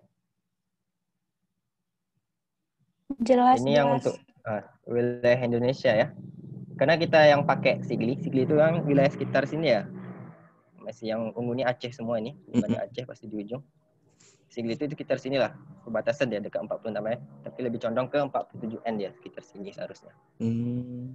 Kalau misalnya data kita itu SHP yang tadi itu, data SHP-nya Banda Aceh, itu kita ambil yang 46N. Oke. Atau misalnya teman-teman Banten nih, di sini nih, datanya di Banten. Bisa kita lihat nih, ini batasnya garisnya. Kita ambil 48S ini yang bagian bawah. Oke, atau misalnya teman-teman ada di datanya Papua. Nah, itu ada di 54S, Northern dan Southern ya.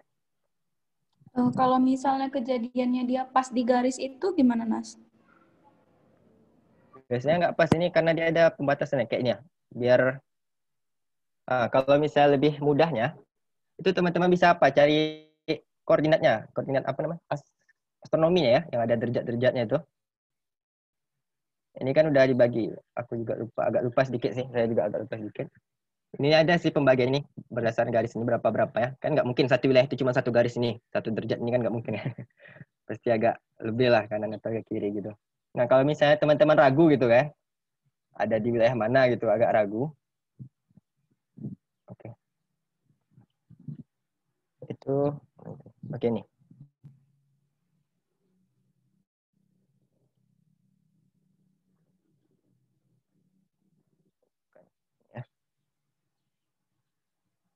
Ini juga masih bisa kita edit lagi ya, kalau database-nya tadi. Bukan.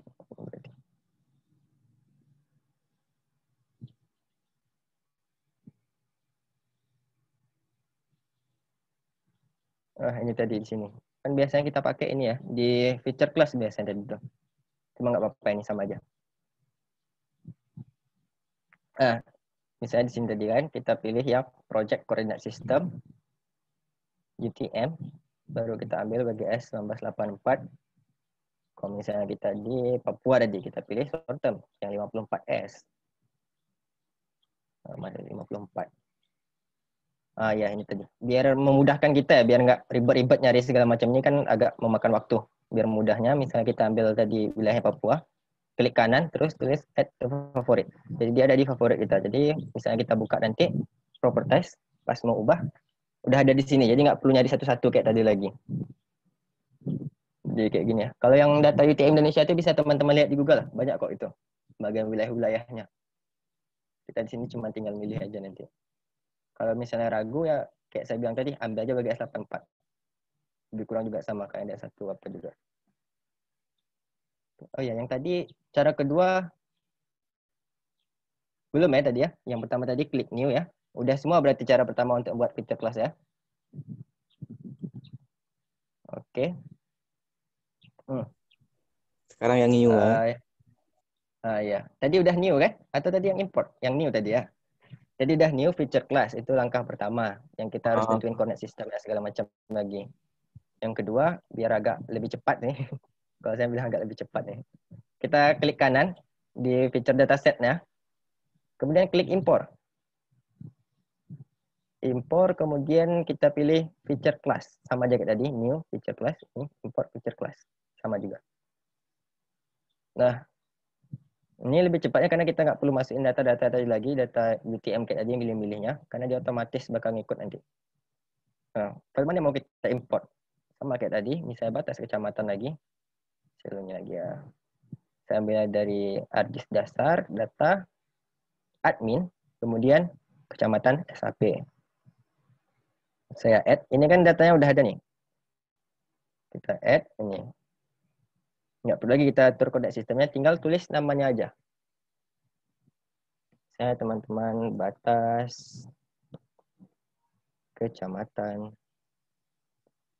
Sibik. Nah, udah buat nama nih, udah gini ya, langsung klik OK.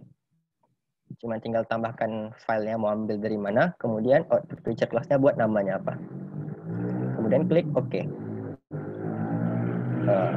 Tunggu sebentar. Proses. Nah, feature class. Oke, udah selesai. Sama juga kayak tadi. Biasanya kita kalau untuk ya. Lanjut, Bang. Lanjut. Okay.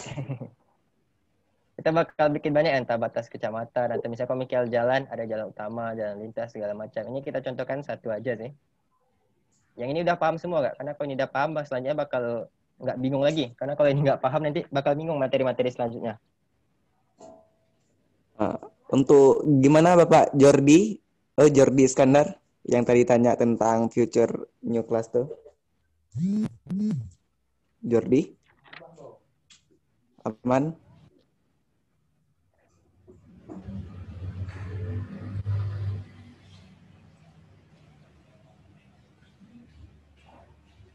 Paham nih Bang? Aman Bang? Oke, sudah paham ya? Udah 11.56, materi sampai jam 12. Belum cukup ngolah data, ini baru pengenalan dah lumayan panjang gitu. Oke, ada pertanyaan lagi? Stop dulu share screen. Oke. Mungkin saya kembalikan ke moderator aja atau Nisa, saya kembalikan ke Nisa. Baik teman-teman, jadi untuk hari ini kita lebih ke pengenalannya aja. Jadi nanti ketika ke depan di pertemuan yaitu tanggal 3 Oktober kita akan belajar tentang bagaimana georeferencing. Jadi bahwasanya seperti disebutkan Ines tadi, untuk yang membuat shapefile dan lain sebagainya itu bakalan diperlukan untuk ke depannya gitu. Nah, jadi mungkin teman-teman nanti bisa dicoba-coba untuk data-data yang sudah dikirimkan oleh panitia untuk biar lebih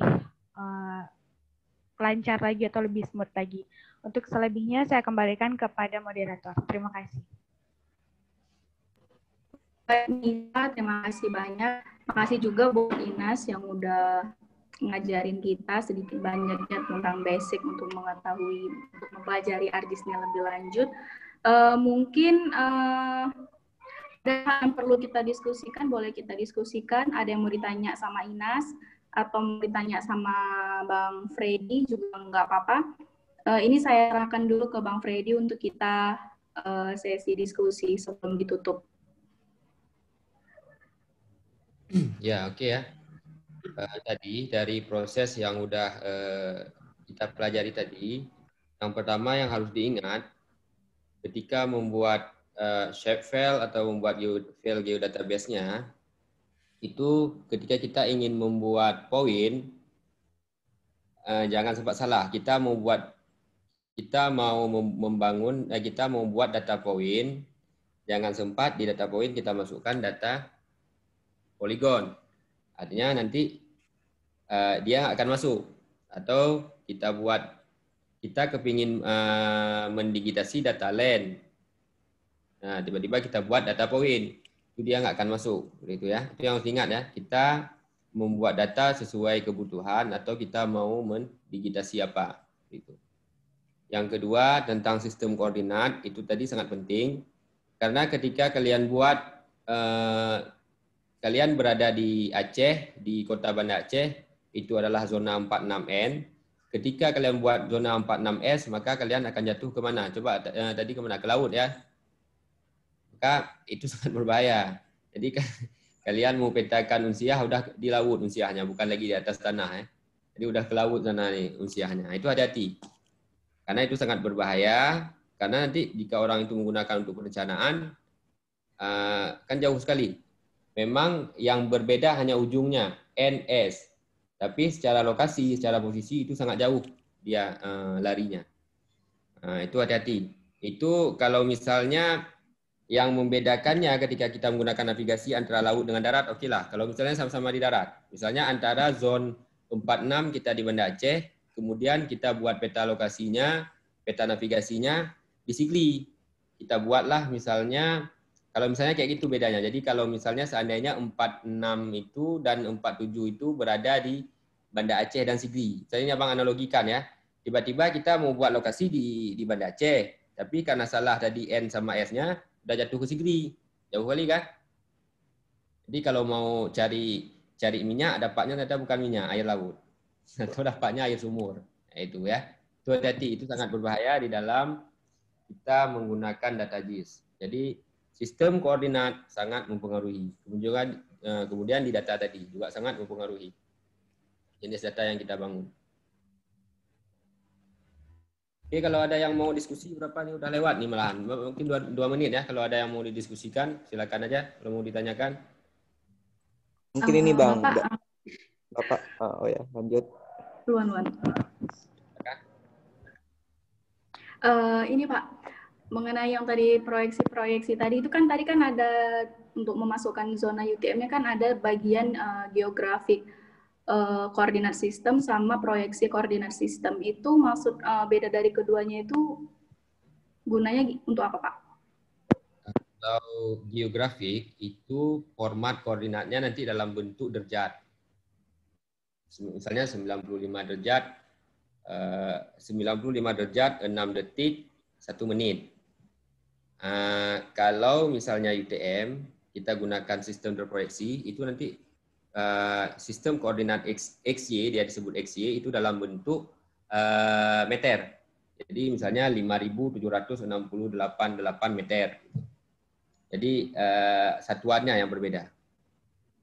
Nah, seperti itu. Dalam ukurannya ya. Nanti kalau di view kan di petanya bisa diganti-ganti. Misalnya di view tadi ada di front RMap tadi. Nah, itu dia bisa diganti sendiri. Tapi cara kerjanya sistem koordinat geografis dan sistem terproyeksi di situnya ya. Jadi yang satu satuannya dalam meter, yang satu satuannya dalam derajat, tergantung kebutuhan yang kita perlukan misalnya. Oke Pak, terus mengenai WebGIS Pak, WebGIS itu bisa nggak misalnya kita fungsikan kayak, kan ada tuh Pak Google Earth yang bisa kita gunakan untuk buat point, line gitu Pak, kayak Google Earth. WebGIS bisa juga nggak kalau untuk itu Pak? ArcGIS atau WebGIS? WebGIS Pak. WebGIS. Itu udah beda bab sebenarnya, tapi nggak apa-apa untuk wawasan. WebGIS itu dia ada lagi tingkatan dia. Ada WebGIS yang hanya bisa untuk memview data, seperti yang kita gunakan Google Map, Google Earth, Google Map lah contohnya mungkin. Kita nggak bisa input data. Artinya kita tidak bisa memasukkan data situ. Kita hanya sebagai pengguna yang memview-nya aja atau memanfaatkan yang sudah mereka buat. Kemudian ada WebGIS itu yang bisa kita mengolah data seperti di ArcGIS. Jadi namanya WebGIS yang bisa kita mengolah, mengedit di situ. Jadi namanya Web Map Server. Nah, dia ada lagi di situ kita bisa mengolah, bisa download data di WebGIS-nya itu, kita bisa mengolah data di situ, kemudian kita juga bisa upload data ke situ. Itu ada tingkatan lagi kalau di WebGIS-nya ya. Itu udah lingkungan lain. Kemarin kan waktu di awal ada saya jelaskan kan bahwa ada yang namanya JIS online, JIS server, JIS cloud, kemudian ada yang desktop. Yang kita pelajari kan baru satu lingkungan dari JIS, dari teknologi JIS, yaitu yang di desktop.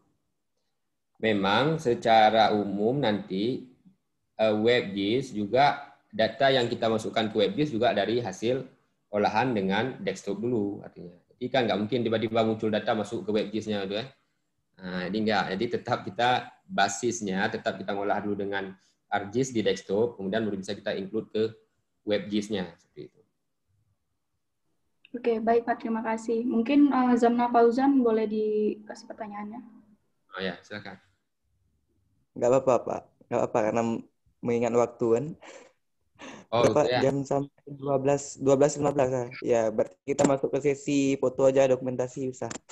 Ya, oke. Ini sedikit mungkin ya kalau mau ditanyakan, langsung aja di grup. Ada yang segan atau apa ya. Ini kan ada kawan-kawan kalian juga yang bisa menjawab. Nanti ada abang juga di situ yang bisa menjawab. Jadi harapannya betul-betul setelah 4 kali ini kita sudah buang waktu, kita sudah buang energi sama-sama kan, sudah buang kuota internet lagi kalian kan.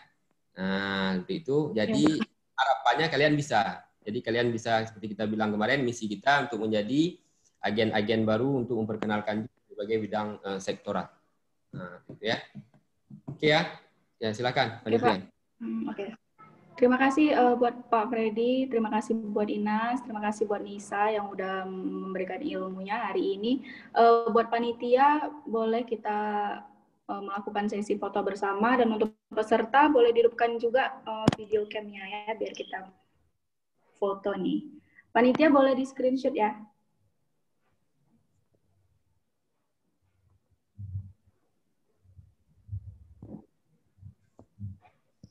Siapa nih ambil? Apis atau? Bentar. Siapa yang screenshot nih?